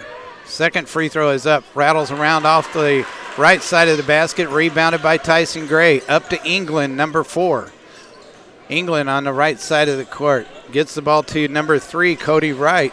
Out to Gray, and it's out of bounds. Hits absolutely nothing, goes out of bounds. So a turnover back to the Central Rebels. McMullen will trigger the pass into Scherfus. Scherfus being guarded by number 3, Cody Wright, up to the left side of the court. Scherfus loses the handle on it, but gets the ball back. Cross-court pass to Brent Wagner. Brent Wagner still with the basketball, looking for somebody to get it to. Gets it to number 44, Mayberry. He hands the ball off to Brandon Wagner. Brandon Wagner being guarded by Hardy. They get it around to Scherfus. Scherfus puts up a long three-pointer, and that's his 5th point of the night, 9-7 to extend the Central Rebel lead. Coming back the other way, Hardy has the basketball, drives the baseline, puts up a shot. It's up, batted around, ends up with Brent Wagner. He gives the ball over to Scherfus. Scherfus back up the left side of the court. 5:58 to go here in the first quarter. Scherfus and the Central Rebels with the basketball. Mayberry has it, puts it on the floor, gives it to Brent Wagner. Out top to McMullen. McMullen goes around a couple of defenders, hands it to Brandon Wagner. He puts up the shot. No good. Ball's batted around. Gray ends up with the basketball, and he is fouled by number 11, Scherfus. As he picks up his first personal foul, 2 team fouls against the Farmington Knights. And Farmington with the basketball going the other way. 5:35 to go in the first quarter. England with the basketball, as Farmington kind of spreads their offense out a little bit. Hardy has it on the right wing, out top to Gray. Gray over to England on the left wing. He brings it around top to set things back up. England to Gray on the right wing. They give him that three-point shot. He doesn't take it, gives it to Lawrence at the top of the free throw line. Down low to Wright, but he gets it back out to England, over to Hardy. Cody Wright, Hardy, Gray, Lawrence, and England for the Farmington Knights. They get it down low to Hardy. He's open. He puts it up and in off the glass for his first 2 points of the game. 9-4 our score. Central Rebels on top of the Farmington Knights. Scherfus with the basketball, gets it to Mayberry. Mayberry way out high. Hands the ball off to Brandon Wagner. Back to Mayberry. Mayberry on the baseline, back out on the wing to Wagner. Brandon Wagner with the basketball. Look down low, kicks it out to McMullen. He'll shoot the three from there. It's up and good. 12-4 our score. Coming back the other way, 4:10 to go in the first quarter. Wright gets the ball down low to Lawrence. Lawrence kicks it way out to Hardy. Hardy looked at the three, changed his mind. Kicks it out top to England. England over on the left wing to Gray. Down on the baseline to Hardy. Hardy drives the baseline, stops, pops. It's up and good. 4 points for Hardy. 12-6 our score. Central Rebels on top as they get the ball down the court. Scherfus has it, being guarded by Cody Wright. Gets it to McMullen. McMullen puts it off the glass for a three-pointer. It's no good. Rebounded by Gray. Up to Hardy. They get the ball up quickly. Cross-court pass to Hardy on the left baseline. Hardy shoots a three. It's up. No good. Rebounded by McMullen. McMullen gives the ball up to Scherfus. He's going to slow things down just a bit as he gets the ball across the timeline. Scherfus looked at the three, changed his mind, kicks it out to Mayberry at the top of the key. Mayberry gets the ball to Brandon Wagner. Wagner back to Mayberry. Looked at the two-pointer, changed his mind, gives it to Brandon Wagner. He puts up the long three-pointer. It's no good. Rebounded by Lawrence, and he has McMullen on his back for a foul. Brevin McMullen picks up his first personal foul. That'll be the second team foul as number 20 for the Central Rebels, Will Hopkins, comes into the game for Brent Wagner. 12-6 our score with just over 3 minutes to go in the first quarter. Coming back the other way, England for the Farmington Knights has the ball. Gives it on the left wing to Gray. Bounce passes to Hardy. Hardy drives the baseline. There's going to be a foul called on number 20, Will Hopkins. He'll pick up his first personal foul. 13th foul now against the Central Rebels as the Farmington Knights will get the basketball out from underneath their own basket. England with the basketball, gives it way out to Hardy on the left wing. Cross-court pass to number 2, Cameron Friend, who's in the basketball game for the Farmington Knights. England with the ball way out high at the top of the key. They swing it around to Friend. He'll shoot the three. It's up. No good. Rebounded by McMullen. McMullen over to Scherfus. Scherfus up the left side of the court, being guarded by Friend now. Scherfus drives, puts up a shot, no good. Rebounded by Lawrence. Lawrence over to Tyson Gray, up court quickly to Friend. Back to Gray. Gray almost loses the handle on it. I don't think he was expecting that pass. Gives it to Hardy on the left wing and brings it to the free throw line. Over to Friend. Down low on the baseline to Lawrence. Lawrence puts up a shot, no good. Rebounded by Tyson Gray, and he puts up the shot, and he's fouled in the process. We'll have to wait and see who the call is going to be against. I believe it's number 22, Brent Wagner, as he picks up his first personal foul. That'll be the fourth team foul against the Central Rebels, and Tyson Gray will go to the line and shoot two. First one is up, and it's good as he picks up his first point of the basketball game. 2 minutes left in the first quarter. A lot of back and forth action as the Central Rebels are on top of the Farmington Knights by a score of 12-7. Gray with the ball gets his second free throw. It's up. No good. Batted back by Lawrence. They swing it around to Hardy. He puts up the three-point jumper, and it's good. Hardy picks up his 7th point and gets the Farmington Knights to within 2.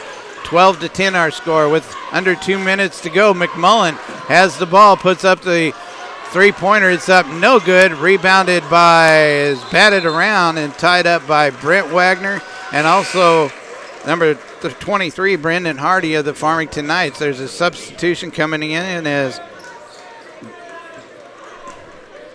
Brandon Wagner comes into the game for Brent Wagner. And the Farmington Knights with the ball with 1 minute and 40 seconds left in the first quarter. England with the basketball, gets it down to Cameron Friend on the right wing. Looks inside, nothing there. Friend puts it on the floor, gets it back to Wagner, who almost loses it. England gets it back to Friend. Friend gives it to Lawrence at the free throw line. He looks for somebody, hits England with it. Started to put up a three-pointer, got it to Friend on the baseline. Back out to England at the top of the key. Tried to get it to Hardy, and the pass was too far in front of him. As checking in for the Farmington Knights is number 40, Gunnar Labrat, for number 24, Cole Lawrence, and also number 1, Bryce Sanchagraw is going to come into the game for number 4, Alex England. So Central with the basketball with 1 minute and 12 to go here in the first quarter. Number 20, Will Hopkins with the basketball. Drives into the lane, puts up the little floating shot. Up, no good. Rebounded by Mayberry. Mayberry puts up the shot. It's up, no good. Ball batted around, and Gunnar LeBrot ends up with the basketball, gives it up to Sanchagral, number 1. Cross-court pass to Hardy. Hardy on the left wing, gives it out top now to Friend. Back to Hardy. Hardy comes back around to the left wing, bounce passes down low to Gray. Gray goes around the defender, and there's going to be an offensive foul called on Tyson Gray as he hooked Mayberry to go around him. And that'll be his second personal foul.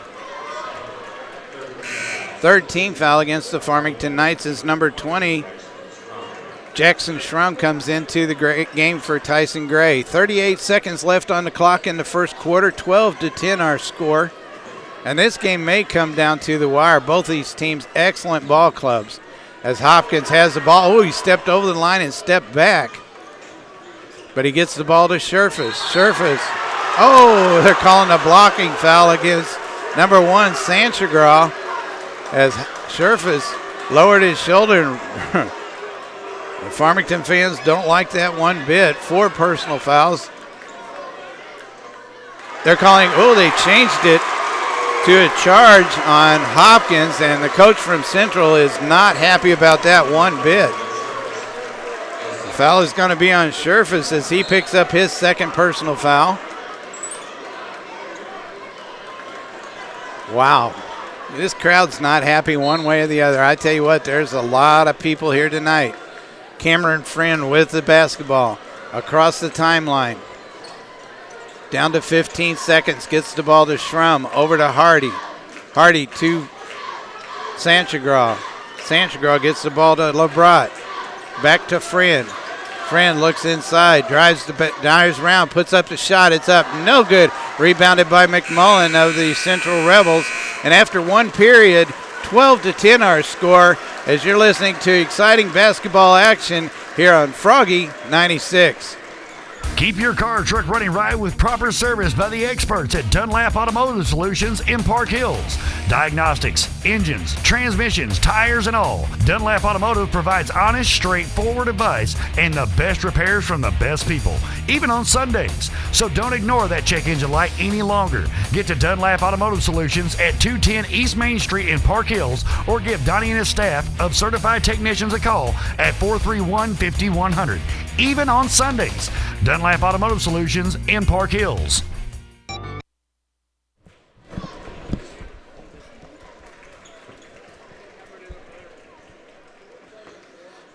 Whew, boy. I don't hear anything. Oh, I'm on? Oh, welcome back, everybody. I didn't know I was on. My bad. 12-10 our score. Exciting basketball game here to see who will go to the championship game for St. Francis County, whether it'll be the Central Rebels or the Farmington Knights. Either way, they're going to face the Jefferson County champion, the Hillsboro Hawks, in the finals, as the Hillsboro Hawks defeated the DeSoto Dragons in the first game. And we have 7 minutes and 50 seconds to go here in this second quarter before halftime, as the Central Rebels will get the basketball to start things off. Hopkins has the ball in the paint. He's going to be called for a traveling violation, so a turnover to the Farmington Knights. Looks like number 11, Scherfus, is going to come back into the game for Hopkins, as he'll have a seat on the bench. The Farmington Knights with the basketball. Bryce Sanchagral with the basketball. Gets across the timeline. Down to Schrum. Schrum bounce passes on the left baseline to Hardy. Hardy drives in, spins around, has the ball stolen away by Scherfus. Scherfus coming back the other way, gives the ball off to Brandon Wagner, as he's being guarded by Hardy. Hardy now has switched off and is guarding Mayberry. Mayberry gets the ball back to Wagner. He puts up the shot, no good. Rebounded by number 40, LeBrot. Back the other way. Hardy has the basketball for the Farmington Knights. Gives it to Bryce Sanchagral on the right wing, out top to Friend. Friend over to Hardy. Puts up the three-pointer. It's up, no good. Ball rebounded by the Central Rebels, number 22, Brent Wagner. He gives the ball up to Scherfus. Scherfus for the Central Rebels. On the left wing, bounce passes out top to Brandon Wagner. Cross-court pass to Scherfus on the left wing. Back to Wagner. Wagner out top, being guarded against by Sanchgraw. Gives it to Scherfus. Scherfus puts up the long three-pointer. Up, no good. Rebounded by Hardy of the Farmington Knights. He'll bring the ball back. Gives it to Sanchgraw on the left wing. Bounce pass. Oh, down low to LeBron. He is fouled by one of the Central Rebels. We'll wait and see who it is. Number 22 is going to get the foul as he picks up his second personal foul. Brent Wagner, number 40, Gunnar LeBron will go to the line to shoot two. 6 team foul on the Central Rebels, 3 on the Farmington Knights. LeBron's first shot is up, no good. As checking into the game is number 24, Cole Lawrence for Hardy, and number 23, Kobe Wright for the Central Rebels. LeBron with his second free throw. Puts it up, and it's good. He picks up his first point of the game and gets the Farmington Knights to within 1. Coming back the other way for the Central Rebels. Brent Wagner with the ball. Gets it to Scherfus. There's going to be a foul called on number 23, Kobe Wright. Is set a screen. There, he's going to be called for that blocking foul. That's the 7th team foul. Thought we should be shooting to 1-1. I guess not until after the 7th team foul. Sanchgraw threw the ball down to Cameron Friend. It looked like he might have twisted his ankle. He got tied up. They're going to take him out as number 45 is going to come back in for him. That's Tyson Gray. Gray in there with 2 fouls with 6 minutes to go in the first half. The Central Rebels with the basketball. Scherfus gives it on the right side to Brent Wagner, inside to Kobe Wright. Wright kicks the ball back out. They put up a shot, no good. Rebounded by Kobe Wright to Brendan Wagner. Brendan Wagner out top now to Scherfus. Back to Brendan Wagner. He drives the right baseline. There's going to be a foul called, a reach-in foul on number 40, Gunnar LeBron, as he picks up his first personal foul, but that'll be the 4th team foul on the Farmington Knights. Brent Wagner will trigger the pass in for the Central Rebels. He kicks it out high to Scherfus. Scherfus on the left wing. Over to Brent Wagner at the free throw line to Kobe Wright to Brandon Wagner. He looks at the 3, kicks it out to Brent Wagner. Back to Brandon Wagner. Looks inside, gives it to Kobe Wright. He drives to the free throw line. A little turnaround jumper is up and good. 14-11. Central up by 3 with 5:10 to go in the first half. Sanchgraw with the basketball, gives it to Tyson Gray. Over to Schramm. They swing it around to Sanchgraw on the right baseline. He brings it out, drives in the lane, puts up the shot, no good. Rebounded by Kobe Wright of the Central Rebels. And Central's going to take a timeout.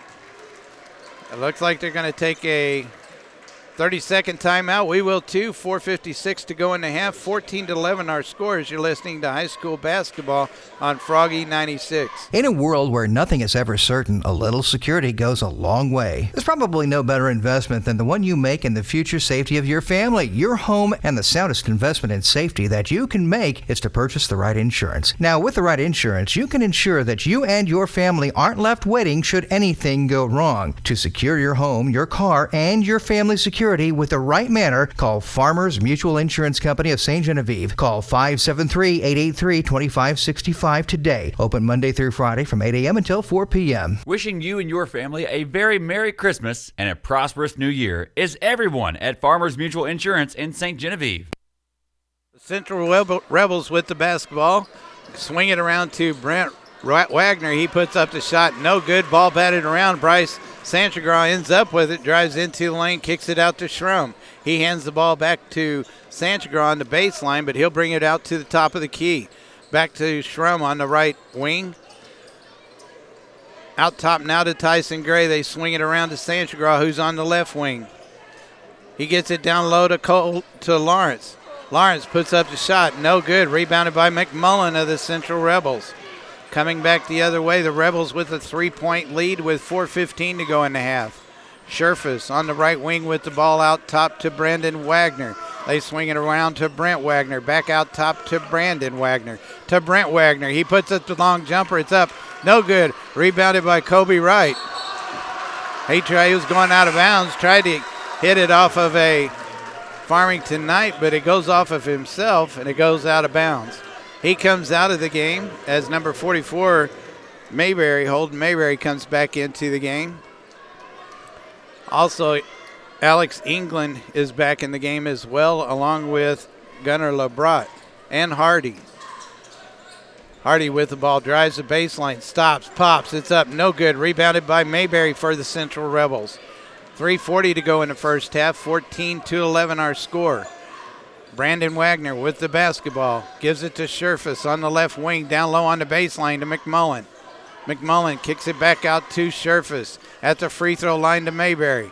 Mayberry has two men on him. He kicks it out to Scherfus. Out top now to Brett Wagner.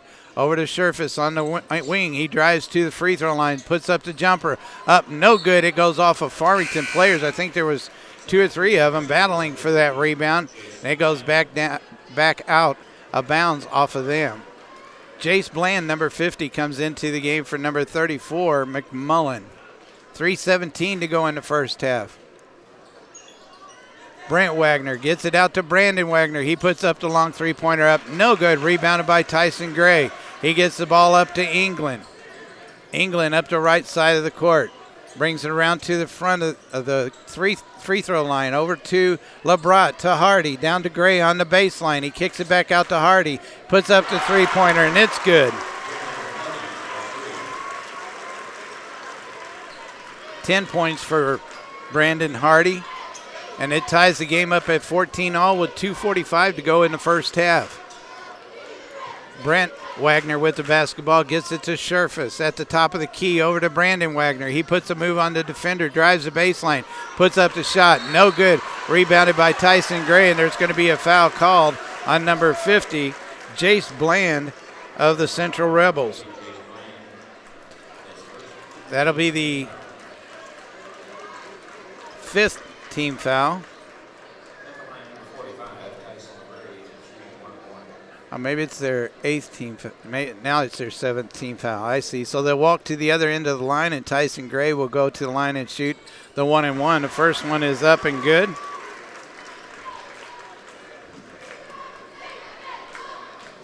Two minutes and 32 seconds left here in the first half as Jace Bland picks up his first personal foul. And Tyson Gray puts up the shot. It's no good. Rebounded by LeBrat. LeBrat with the little left hook is up and good. Puts the Farmington Knights up by 3, 17-14. Brent Wagner with the basketball. They swing it around to Brandon Wagner on the left wing. Out top now to Brent Wagner. Back to Brandon Wagner. He drives in, stops, tried to put up a shot. Lawrence blocks it, and it goes to England. England with the basketball, goes around a screen. Drives in, tried to get it down low. It's bounced around, and Scherfus ends up with it.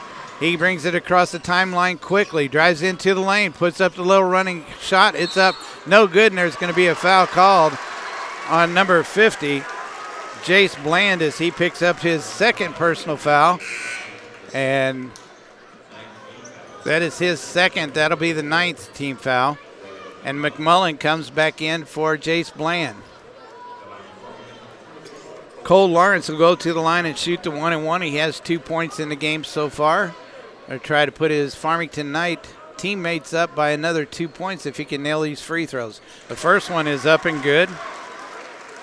We have 1 minute and 50 seconds left here in the first half. 18-14, the Farmington Knights on top of the Central Rebels. Lawrence with his second free throw. Puts it up, and it's good. 4 points for Lawrence, 5-point lead for the Farmington Knights over the Central Rebels, 14-19. Central swings the ball around to McMullen on the left baseline. He gets it to Brent Wagner. They get the ball to Scherfus at the top of the key, back to Brent Wagner. Brent Wagner gets it to Mayberry. out to Brandon Wagner. He puts up the long jumper. It's up, no good, batted out of bounds off of the Farmington Knights. Clock is stopped with 1:18 left as Hopkins comes out of the game. Scherfus has to have a seat. Central with the basketball. They get it into Hopkins. 1:15 to go in the first half. Hopkins with the basketball gets up to the top of the key. Takes a step almost to the free throw line. Bounce passes to number 13, Brandon Wagner, to Mayberry at the top of the key. He drives in against Lawrence, and he's going to kick it back out to Hopkins, and he throws the ball out of bounds. So a turnover back to the Farmington Knights. Tyson Gray will trigger the pass in as Holland will receive that pass. Under a minute to go here in the first half. England just now across the timeline. They're going to use the clock just a little bit, it looks like, as they get the ball to Hardy on the right wing. Hardy out top to Tyson Gray, over on the left wing to Holland. Holland to Hardy. Back to Holland, or back to Hardy. Back to Holland. They swing it around on the right side to Gray. Back to Holland. Over on the left side to Hardy. Back out top to Holland.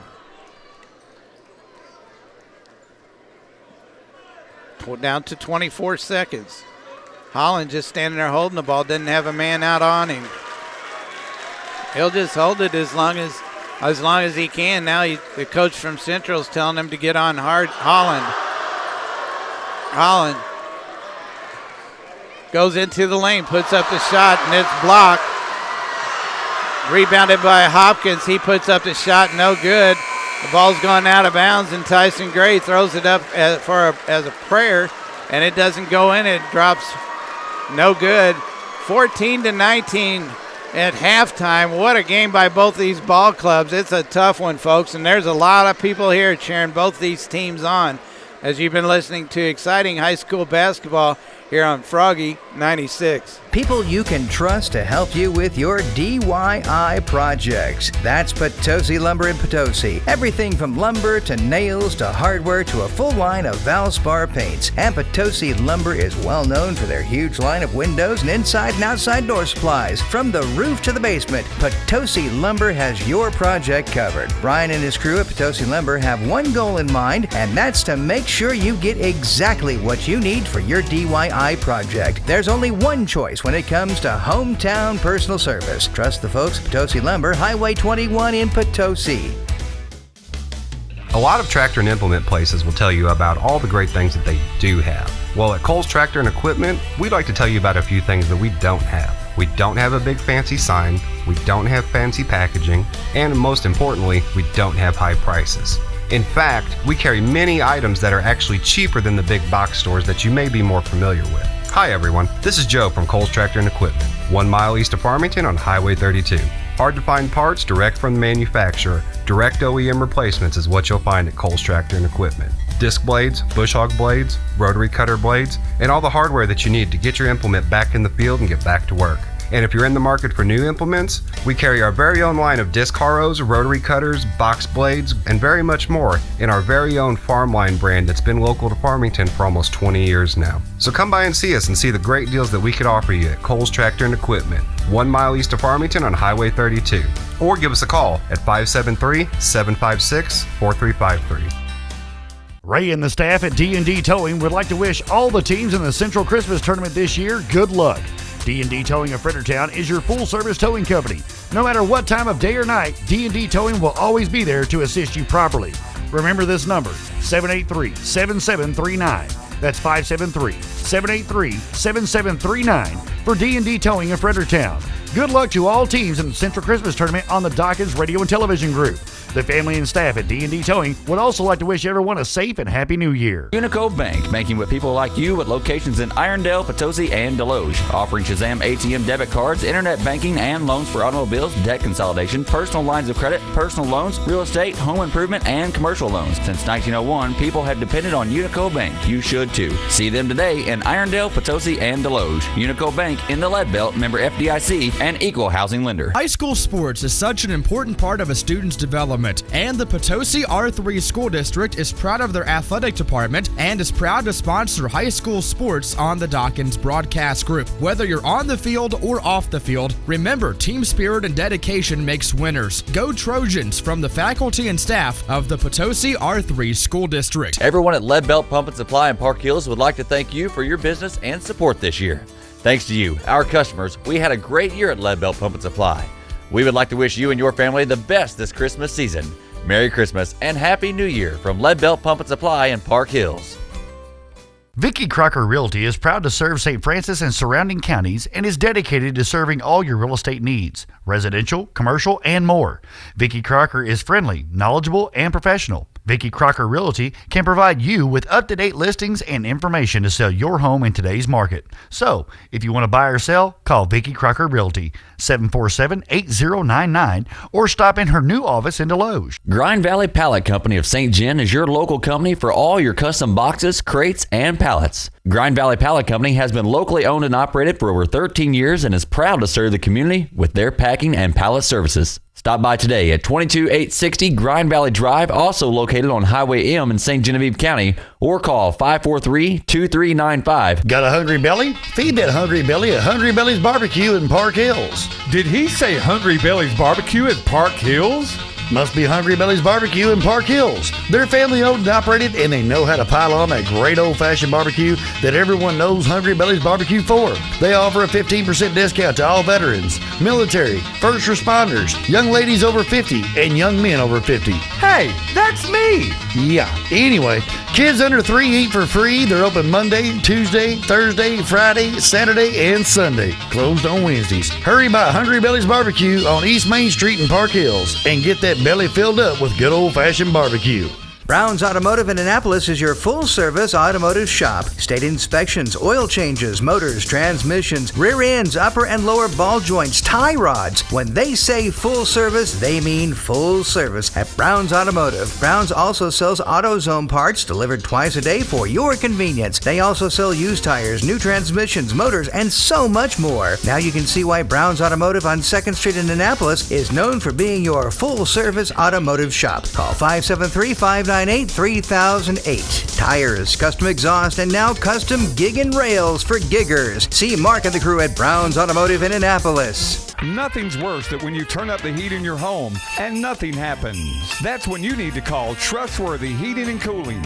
With over 25 years of experience and a reputation that's second to none, Sean Light and his crew will have you back in the heat before you know it. Also specializing in geothermal heat pumps and wood and gas stoves and fireplaces. Sean covers a wide area too, so when you can't trust the way your heat's working, call the ones who've been around for years. Trustworthy Heating and Cooling. Call Sean Light at 760-0050. That's 760-0050 for Trustworthy Heating and Cooling, the ones to trust.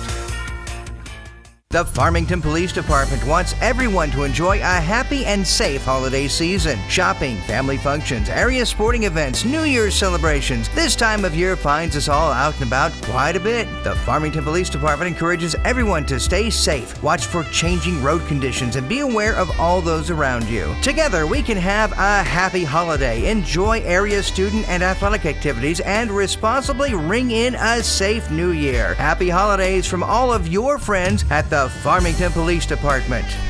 You know, there's many reasons why Cameron's Pest Control is known to be the company that is trusted to get rid of your pests quickly. Cameron's Pest Control is family owned and operated. You can trust the trained pest control specialist that is employed by Cameron's. Another reason is that Cameron's has been a trusted name for over 40 years in the local community. Cameron's is here to serve you by providing the best pest control service anywhere. For your number one choice for controlling termites and pests, call Cameron. Call 756-1438, 756-1438. Commitment, dedication, and perseverance is what it takes for an athlete to be successful. Embracing a strong faith in Jesus Christ will help you cross the finish line and win the race. From your friends at Cameron's Pest Control, supporting all the teams in this week's Christmas tournament. The South Iron School District is proud to be part of the broadcast of the Park Hills Central Christmas Tournament right here on the Dawkins Broadcast Group of Missouri. Good luck, South Iron Panthers, as you participate in this prestigious basketball tournament. And we know that your South Iron School District is proud of you. Good luck and best wishes from the South Iron School District. Sons Auto Farm and Home in Annapolis is the place to go for all of your automotive needs and much more. Donnie and Ethan Bond have bought out Western Auto in Annapolis and are ready to service your every need. They offer tire repair, state inspections, and they even service and sell all steel equipment, including chainsaws. They offer custom exhaust work, as well as battery sales for cars, trucks, and ATVs. They also build hydraulic hoses for farm equipment and much more. Stop by and see Donnie and Ethan at Sons Auto Farm and Home today, or give them a call at 573-598-4350. Proud supporters of the community, and you will not be disappointed with your service. Sons Auto Farm and Home in Annapolis. Grind Valley Pallet Company of St. John is your local company for all your custom boxes, crates, and pallets. Grind Valley Pallet Company has been locally owned and operated for over 13 years and is proud to serve the community with their packing and pallet services. Stop by today at 22860 Grind Valley Drive, also located on Highway M in St. Genevieve County, or call 543-2395. Nothing's worse than when you turn up the heat in your home and nothing happens. That's when you need to call Trustworthy Heating and Cooling. With over 25 years of experience and a reputation that's second to none, Sean Light and his crew will have you back in the heat before you know it. Also specializing in geothermal heat pumps and wood and gas stoves and fireplaces. Sean covers a wide area too, so when you can't trust the way your heat's working, call the ones who've been around for years. Trustworthy Heating and Cooling. Call Sean Light at 760-0050. That's 760-0050 for Trustworthy Heating and Cooling, the ones to trust. Welcome back, everybody. We're getting ready to start the second half of action to see who will go on to face the Hillsboro Hawks. The Hillsboro Hawks defeated the DeSoto Dragons in our first broadcasting game tonight to determine who was going to be the Jefferson County representative, and now we're waiting to see who will represent St. Francis County, as right now the Farmington Knights have the lead 19-14 over the Central Rebels. Farmington will get the ball to start this second half. Cody Wright will trigger the pass in to number 4, Alex England. Got England, Wright, Tyson Gray, Hardy, and Cole Lawrence for the Farmington Knights. Wright has the ball as they swing it around to Hardy. He puts the ball on the floor, puts up the jumper, and it's good for another three-pointer to get things going here in this second half. Coming back the other way, the Central Rebels with the basketball. Scherfus has it on the right side, brings it around to the top, gives it to Brett Wagner. He swings it back around to Brandon Wagner at the top of the key. Over to Scherfus. He puts up the long three-pointer, and it's good. His second three-pointer of the game. Coming back the other way, 17-22 with 7:10 to go here in the third quarter. England with the ball, gives it to Lawrence way out high on the left wing. He gets it down low to Tyson Gray, puts it on the floor, and he puts it up and in, but he's going to be called for a traveling violation. A turnover to the Central Rebels. Mayberry bringing the ball in for Scherfus. Scherfus bringing it up court. The Farmington Knight asking the referee if he really did travel. I guess he did. The referee called it. Central with the basketball. Brandon Wagner with the ball. Gives it to Mayberry at the free throw line. He kicks it back out to Brandon Wagner. He drives in the lane. Tries and does. Dishes off to McMullen. Has it blocked from behind, I think, by Lawrence. He gives the ball up to Hardy. Hardy. There's going to be... They're saying that Hardy turned the ball over, so it'll go back to the Central Rebels. Mayberry gets the pass into Scherfus. 6 minutes and 30 seconds left in the third quarter. Gives it over to Brent Wagner. To Brandon Wagner at the top of the key. Back to Brent Wagner. He puts up the long three-pointer. It's up. No good. Rebounded by England of the Farmington Knights. He brings it up court quickly to Tyson Gray, out top to Hardy. Hardy looks at the three, doesn't take it, gets it over to England on the left side to Hardy at the free throw line. Hardy puts the ball on the floor, and Tyson Gray ends up losing it. And the ball is, well, feet and legs and hands and things everywhere on the court.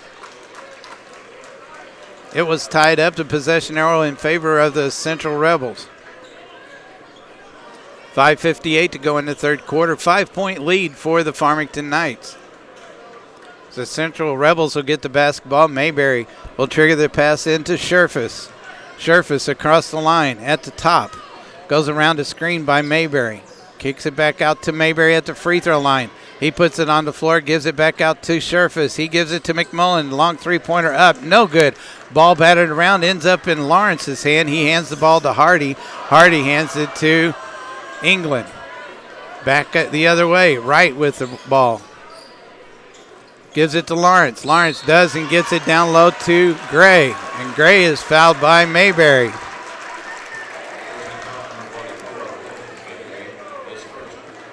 Mayberry picks up his first personal foul. So Farmington will get the ball underneath their own basket with 5.5 minutes left here in the third quarter. England tries to get it down low to Gray, and it's knocked out of bounds, I believe, by McMullen. So the Knights will retain possession. England passes out to Hardy. Hardy puts up the long three-pointer, and it goes in. His fourth three-pointer of the game. Coming back the other way, Scherfus is going to put up his own three-pointer. It's up, no good. Rebounded by Gray of the Farmington Knights. He gives it over to England. Up quickly to Cody Wright, excuse me. They swing it around to Lawrence. Lawrence hands the ball off to Wright. Wright on the left side. Gets it to Lawrence on the left wing. Looks down low to Wright. Nothing there. Kicks it back out to Cody Wright. He gets it to Brandon Hardy. Hardy puts the ball on the floor. Little baseline jumpers up. No good. Rebounded by Mayberry of the Central Rebels. 17-25 our score. The Farmington Knights on top, and Central's going to take a timeout. Going to take a full one. 4:41 to go here in the third quarter. We'll take a timeout too. You're listening to high school basketball on Froggy 96. People you can trust to help you with your DIY projects. That's Potosi Lumber in Potosi. Everything from lumber to nails to hardware to a full line of Valspar paints. And Potosi Lumber is well known for their huge line of windows and inside and outside door supplies. From the roof to the basement, Potosi Lumber has your project covered. Brian and his crew at Potosi Lumber have one goal in mind, and that's to make sure you get exactly what you need for your DIY project. There's only one choice when it comes to hometown personal service. Trust the folks at Potosi Lumber, Highway 21 in Potosi. Back and forth action again tonight as the Farmington Knights are on top of the Central Rebels by a score of 25-17. The winner of this game will play tomorrow evening in the championship game against the number 1 seeded Hillsboro Hawks. The way the bracket worked out, you had the 1, 2, 3, and 4 team just like it was written down. And that's the first place team beat the fourth place team, and now the second and third place team are playing now against the Central Rebels and the Farmington Knights. Central gets the basketball after their timeout. Scherfus with the ball at the top of the key, way out. Gets it to Wagner. Wagner back to Scherfus. Scherfus drives in, has a little bit of a lane, puts up a little soft jumper, and it's up and good. 19-25 with 4:20 to go in the third quarter. England with the basketball. Across the timeline, gets it to Cody Wright. Right to Tyson Gray. He drives the baseline, tries to put up a shot. It's no good. Rebounded by number 13, Brandon Wagner. He keeps the ball and brings it across the timeline. Gives it to Brent Wagner. Back to Brendan Wagner. Wagner brings it around to the left side, hands the ball off to Scherfus. Scherfus gets to the free throw line and pulls it back out. Gets it over to Brent Wagner. Almost had it stolen away by Cody Wright. Wagner with the ball to Scherfus. Scherfus over to Brandon Wagner. He drives the baseline. Being double teamed. They're going to call it traveling violation as he took one step without putting the ball on the floor. Got a referee yelling at somebody. Yelling at Scherfus, I believe. Not sure what that was about. 3.5 minutes to go. England with the basketball to Cody Wright. To Tyson Gray on the right wing. Looks, gets it back out to Cody Wright. To Hardy. Hardy drives, puts it off the glass, up. No good. Rebounded by Lawrence. Lawrence gets it down low to Gray. Gray tries to put it up and in there, saying he stepped out of bounds on the play. As he hit the floor pretty hard, it's going to be a turnover back to the Central Rebels, 19-25. Mayberry triggers the pass into Scherfus. A referee that was yelling at Scherfus a while ago now talking to the head coach of the Central Rebels, Coach Barton. Scherfus with the basketball way out high. Drives into lane, almost has it stolen away, gets it to Brent Wagner. Drives, gives it to Brendan Wagner. He puts up the long three-pointer up. No good. Off Hardy's hands right to Cody Wright. Wright gets the ball to England with the Farmington Knights coming back the other way. 2:45 to go in the third quarter. England with the basketball. Gets it over to Brendan Hardy on the left wing. They get it down low to Coleman, or to Lawrence, and he puts it up and in for the two-point layup. 27-19. Scherfus with the basketball. On the right side to Brent Wagner. Back out to Scherfus. Scherfus back over to Wagner. Brent Wagner puts the ball on the floor, kicks it back out to Scherfus. Thought he was going to bring it around to the left side. Yeah, here he comes. Scherfus still with the ball, drives in the lane, puts up the shot, and there's going to be a traveling violation called on Scherfus as he went to the floor, and he just shakes his head as he comes back up the middle of the floor. So a turnover back to the Farmington Knights. They have an 8-point lead, 19-27. England with the basketball for the Knights, gets it to Cody Wright. Cody Wright does get it into Tyson Gray. He puts up a head fake, and there's going to be a foul called on number 13 for the Central Rebels, Brandon Wagner, as he picks up his first personal foul of the basketball game, the second team foul against the Central Rebels, so the Farmington Knights will get the ball out of bounds. England will trigger the pass in for the Knights as they tried to get it over to Cody Wright, but it's knocked out of bounds by Brandon Wagner. So Farmington retains possession with 1 minute and 55 seconds left here in the third quarter. Hardy with the basketball, cross-court pass to Cody Wright. Wright over on the left wing to England. England puts a fake up, starts to drive in, and he's hammered from behind by Brandon Wagner. And then ball's batted out of bounds. So Farmington still with the basketball. England will trigger the pass in. He does so to Tyson Gray. To England on the right baseline. He brings it back out to Hardy. Hardy now on the right wing. Back to England. Back to Hardy at the top of the key. Cross court to Cody Wright. They tried to get the ball into Tyson Gray, but it's stolen away, and the Central Rebels get possession of it. Brendan Wagner with the basketball. 1 minute and 20 seconds left in the third quarter. Over to Brent Wagner. In the middle to Mayberry. Mayberry kicks it back out to Brandon Wagner. He drives in, kicks it to Mayberry. Mayberry puts the ball on the floor. Gets it to Brent Wagner to McMullen. Down low to Mayberry, and it's knocked away on a good job defensively by Cole Lawrence. Under a minute to go here in the third quarter. England with the basketball. Starts around the left side and then goes around the left side. There's going to be a holding call against Scherfus as he picks up his third personal foul. And there's going to be some changes for the Farmington Knights as LeBrot, Sanchagral, and Friend come into the game.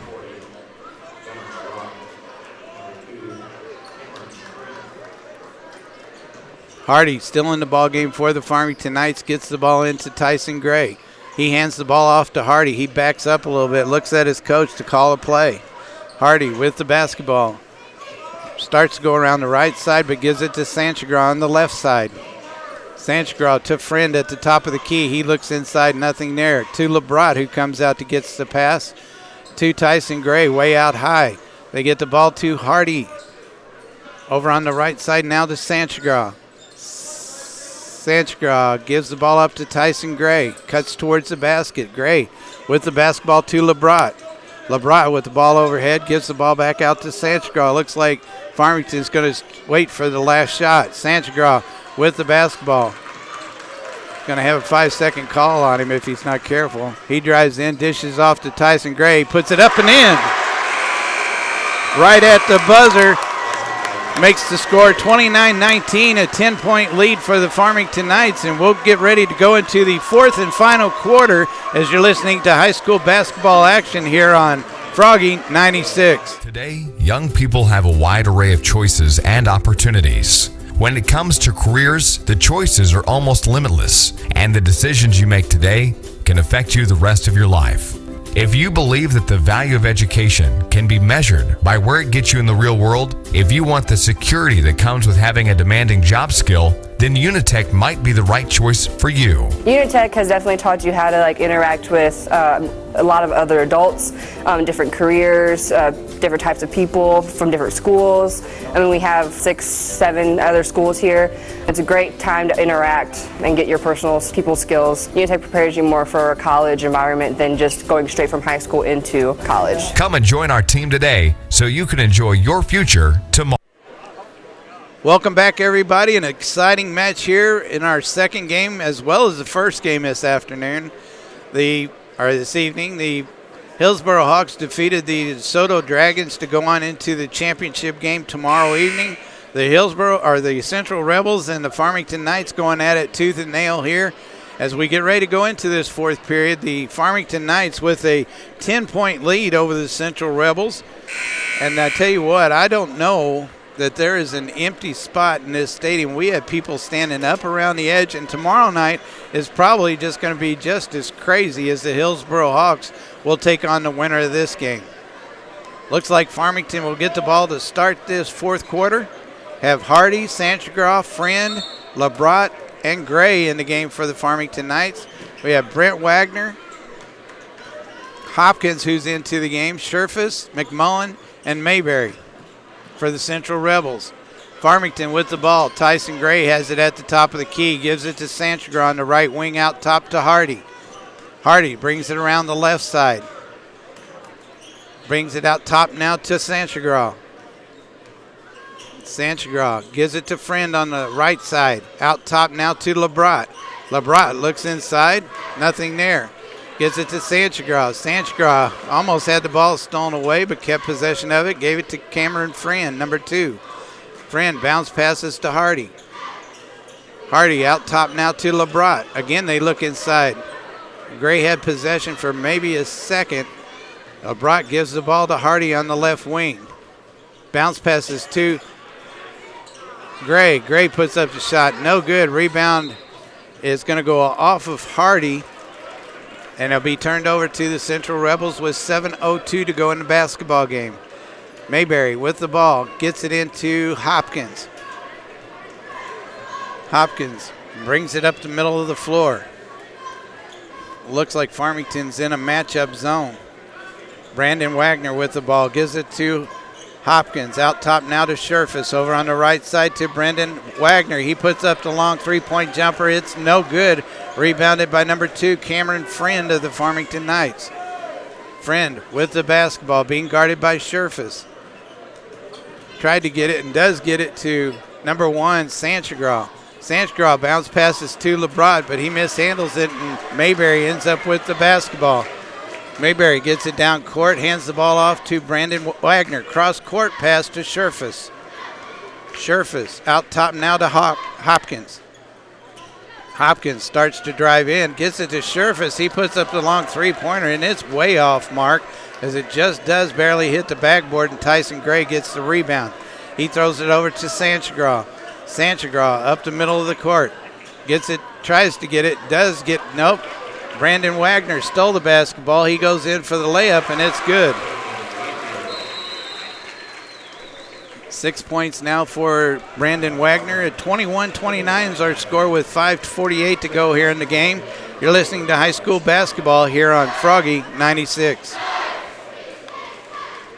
Bellevue Valley Nursing has been serving this area for over 20 years and has been providing the utmost professional and loving care to their residents. Bellevue Valley Nursing provides regular skilled and behavioral skilled care. Therapy, speech, occupational, and physical therapy services are also provided. Located 5 miles past the Bellevue School, visit them soon for a tour or call 697-5311 for more information. That's Bellevue Valley Nursing Home in Bellevue.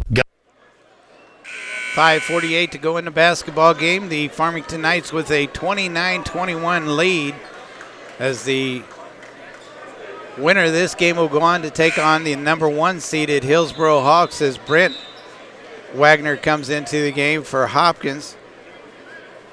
as he just walked right in. He never told the referee he was coming in.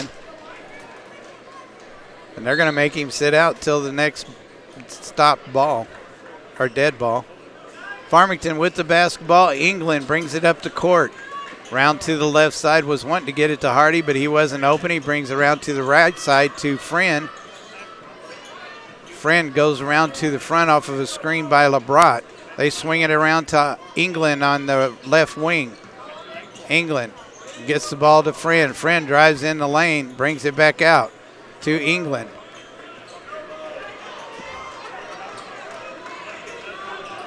England looking for somebody to pass to. He gets it to Hardy. Hardy under a little pressure from Brendan Wagner. Picks up his dribble, gets it to LeBrot. LeBrot on the right wing, still has the basketball, and finally makes a move towards the basket, but is too late. A 5-second count. Looks like Lawrence is going to come in for Cameron Friend of the Farmington Knights. Now they have the height in there. 3 guys that are pretty tall down in that defensive setup. Scherfus for the Central Rebels. Gets it to Brent Wagner. Over to Scherfus. Cross court to Brent Wagner. Back to Scherfus. Scherfus gets to the top of the key. They swing it around to McMillan. Back to Brent Wagner. Brandon Wagner now has it on the right wing. Looks inside, nothing there. Makes a move to the basket. He drives in, puts up the shot, and it's blocked by Lawrence. But they're going to call a foul on Lawrence, and he'll pick up his second personal foul. And Brandon Wagner will go to the line and shoot 2. 3 teams fouls against the Central Rebels, just one against the Farmington Knights. Brandon Wagner will go to the line and shoot 2. He has 6 points in the game so far. His first free throw is up, and it's good.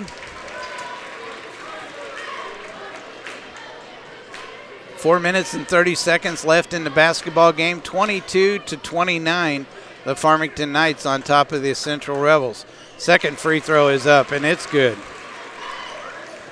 Coming back the other way, England with the basketball. His team has the lead, 23-29. As he gets the ball to Hardy on the left wing, out top to LeBrot, down low to Lawrence. Lawrence puts up the shot. Oh, and it bounces off the rim. No good, but he's fouled on the play.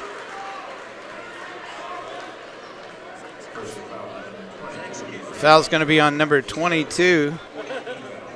That's Brent Wagner, as he picks up his third personal foul, 4th team foul against the Central Rebels. Lawrence will go to the line and shoot 2. First one is up. Ooh, rattles around and goes in, stretching the Farmington lead to 7. Lawrence's second free throw is up, and it's good. Looks like the Farmington Knights are going to take a 30-second timeout. They have an 8-point lead with 4:15 to go in the basketball game as you're listening to high school basketball here on Froggy 96. The South Iron School District is proud to be part of the broadcast of the Park Hills Central Christmas Tournament right here on the Dawkins Broadcast Group of Missouri. Good luck, South Iron Panthers, as you participate in this prestigious basketball tournament. And we know that your South Iron School District is proud of you. Good luck and best wishes from the South Iron School District. 4 minutes and 15 seconds left in the basketball game. Has got both cheerleaders going at the same time here. It's like they were trying to outdo each other. Farmington on one end of the building, Central on the other end. So not only have a tight basketball game here, but have competition between the cheerleading squads as well. 23-31, the Farmington Knights on top of the Central Rebels. The Central Rebels will get the basketball after the timeout, as Scherfus bringing it up the court for the Central Rebels, gives it to Brent Wagner, back to Scherfus. Wagner was on the left side of the floor. Scherfus drives into the lane, tried to kick it out to Brandon Wagner, and he throws the ball out of bounds. Stoppage in play with 4:04 to go in the basketball game, as England gets the basketball to Hardy. Hardy now with the basketball, being guarded by Brent Wagner. Back to Hardy, has the basketball out top, being heavily guarded by Wagner. Gets it over to Schrum, who's in the basketball game for LeBrot. Kicks it back out to Hardy. Hardy looks, nothing there, gives it to Tyson Gray, way out high. He hands the ball to England. England has to be careful not to step over the timeline as it's way out high. I mean, like from a foot away from that timeline. Hardy with the ball over on the right side now to Schrum. Number 20, Schrum, gets it back to Hardy out at the top. Back to Tyson Gray on the right side. Gray loses the handle on it but gains possession of it, and there's going to be a foul called, I believe, on Mayberry, if I'm not mistaken.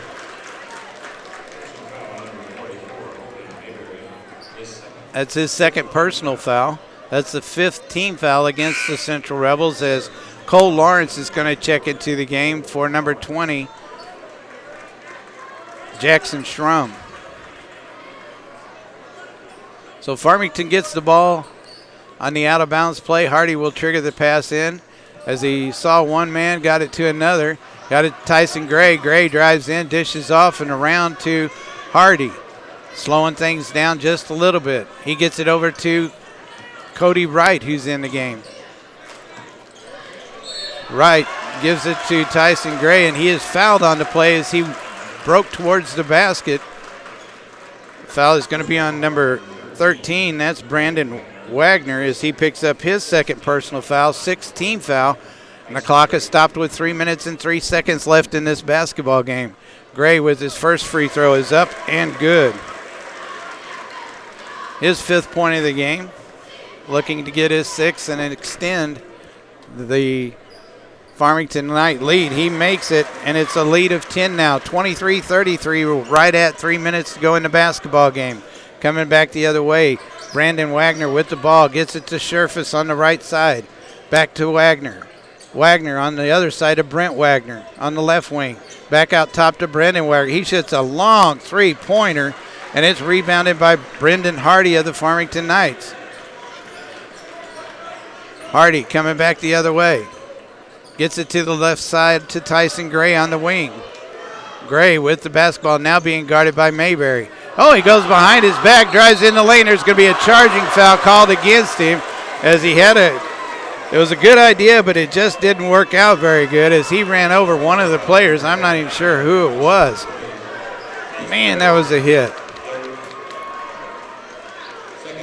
That's the 2nd team foul, the 3rd personal foul on Tyson Gray as he stays in the ball game. And I believe they're going to wipe up a little bit of sweat off the floor. The clock has stopped with 2:28 to go in the basketball game.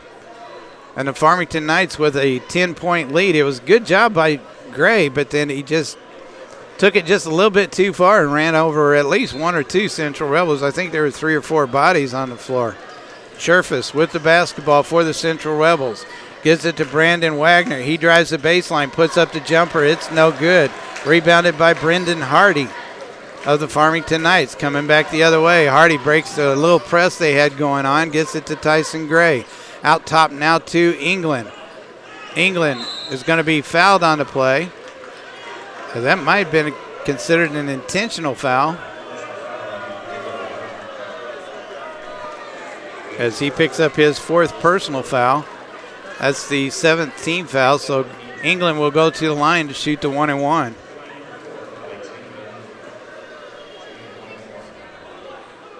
England going to the line, has no points tonight, but he's handled the basketball very well for the Farmington Knights. He picks up his first point on the free throw.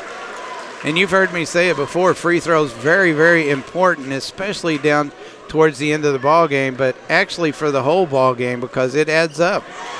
He hits his second one, extends the lead to 12 points, 23-35. Scherfus with the basketball, stops at the 3-point line, puts it up.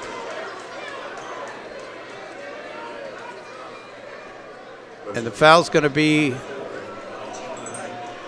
on number 4 for the Farmington Knights. That's England as he picks up his first personal foul. As the 3rd team foul is Scherfus will go to the line to probably shoot 3.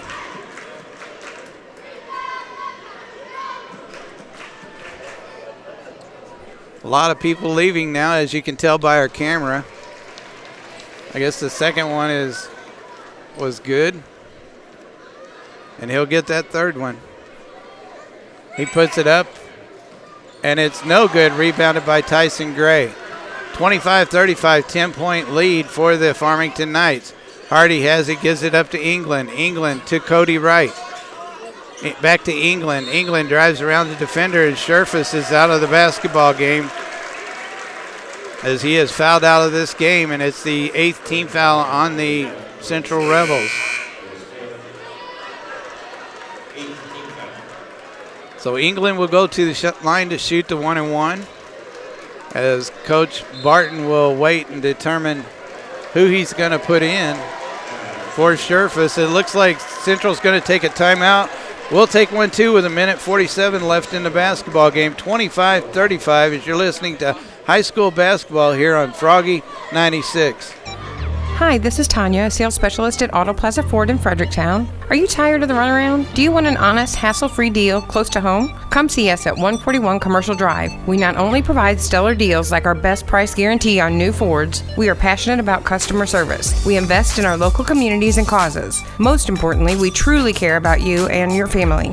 We want you as a customer for life, not just for a season. Check out our inventory at autoplazafordoffredericktown.com. Read our reviews on Facebook, real people with real testimonies. Become a part of our Auto Plaza Ford family. We are customer-focused, community-driven. Our entire team is ready to help you in any way. Please contact us directly at 573-783-6432. 1 minute and 47 seconds left in the basketball game. The Farmington Knights with a 35-25 lead over the Central Rebels. Scherfus has fouled out of the basketball game. He had 12 points in the game as he has a seat on the bench, and England will go back to the line to shoot the 1-and-1. Personally, I thought this would be a much higher scoring game than what it actually was, so I'm kind of surprised. 25-36 now as England hits the front end of the free throw. Gets the ball back for a second one, and it's up and good. 12-point lead again for the Farmington Knights as Brandon Wagner with the basketball. Gets across the timeline, gets the ball to Hopkins, who came in for Scherfus. He gets the ball back to Wagner. Wagner around the left side, looks inside. Not much there, but he puts it up and in off the glass, and it's good as he picks up his 10th point of the game. It looks like Farmington's going to take a 30-second timeout since there's only a few seconds ticked off the clock. 1 minute 27 seconds left in the game. A 10-point lead still by the Farmington Knights as you're listening to high school basketball here on Froggy 96. You know, there's many reasons why Cameraman's Pest Control is known to be the company that is trusted to get rid of your pests quickly. Cameraman's Pest Control is family owned and operated. You can trust the trained pest control specialist that is employed by Cameraman's. Another reason is that Cameraman's has been a trusted name for over 40 years in the local community. Cameraman's is here to serve you by providing the best pest control service anywhere. For your number one choice for controlling termites and pests, call Cameraman. Call 756-1438, 756-1438. Commitment, dedication, and perseverance is what it takes for an athlete to be successful. Embracing a strong faith in Jesus Christ will help you cross the finish line and win the race. From your friends at Cameraman's Pest Control, supporting all the teams in this week's Christmas tournament. A minute and 27 seconds left in the basketball game. The Farmington Knights lead the host team, the Central Rebels, by a score of 27-37. Farmington will get the basketball from underneath their own basket.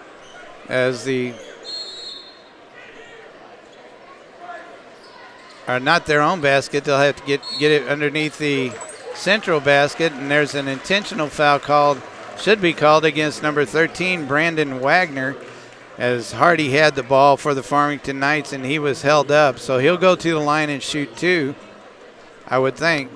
Nope, they're calling it a 1-and-1. Hardy with the basketball. Puts the first one up. It's no good. Rebounded by McMullen of the Central Rebels. Coming back the other way. Brendan Wagner with the basketball. Down to the left baseline. Kicks it back out to McMullen. McMullen puts up the long three-pointer. It's up. No good. Long rebound by England. England is going to be fouled by number 13, Brendan Wagner, as he picks up, I believe, his third personal foul. That'll be the 10th team foul, so they will go to the line and shoot two, and it's Alex England he's 4 for 4, so he's getting two shots. Not because he's 4 for 4, but because there's 10 team fouls. First free throw is up and good as he picks up his 5th point of the game. Lawrence, number 24 for the Knights, coming back into the game for number 1, Bryce Sanchagraw. Second free throw is up, rattles around and goes in. 12-point lead again, 27-39 by the Farmington Knights. Hopkins with a long three-pointer, nothing but air, and Hardy right there with the rebound. Hardy gets grabbed again, but by Brent Wagner this time, as he picks up his 4th personal foul. So Brendan Hardy will go to the line and shoot 2 to see if he can add to their lead. We have less than a minute to go in the game. 27-39 of Farmington Knights on top of the Central Rebels. Make it 27-40 as Hardy hits the first one. 17 points in the game for Hardy, leading the Farmington Knights tonight. Make it 18 points. And a 14-point lead with 55 seconds left in the basketball game. Brendan Wagner with the basketball. Ooh, pushes off, no foul call. Wagner throws up the long three-pointer. It's up and no good. And Hardy gets the rebound again, and Brent Wagner is fouled out of the basketball game. And that's probably going to put the icing on the cake for the Farmington Knights as Hardy will go back to the line and shoot 2 with 45 seconds left to go in the basketball game. 27-41 is our score. Hardy back to the line to shoot 2, see if he can add to his total. And he does with his first free throw. 19 points in the game. Gets his second free throw. Make it 20. 27-43 now with 43 seconds left to go in the game. Brendan Wagner hands the ball off to Hopkins. He puts it up for his first three-pointer and first points of the game. Farmington gets the ball in for the Central Rebels and to England, and he's fouled immediately by number 13. That's Brandon Wagner. And he picks up his 5th personal foul, so maybe it was the other one. It was Brent Wagner that went out with 5 fouls.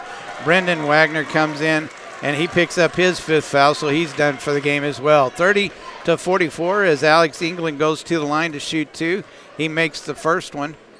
And the second one also rolls in. He's a perfect 8 for 8 at the free throw line with 33 seconds left in the basketball game. Mayberry has the basketball over to Bradley, who just came into the game. He has it blocked by England, rebounded by Lawrence. Lawrence gets the ball to England, back over to Hardy. 17 seconds, 15 seconds left in the game. A lot of fans have left already. Hardy still with the basketball. Gets it down to Cody Wright. Wright with 4 seconds left. Now the fans will cheer the Farmington Knights on as the game is over, as the Farmington Knights defeat the Central Rebels by a score of 45-30. And again, not the kind of basketball game I thought it was going to be. I figured it would be a high-scoring matchup, but it was not. So the Farmington Knights will take on the Hillsboro Hawks tomorrow night at 7:30. We'll be here to broadcast it live for you, so be sure to tune in for some exciting high school basketball as you've been listening to it this evening here on Froggy 96.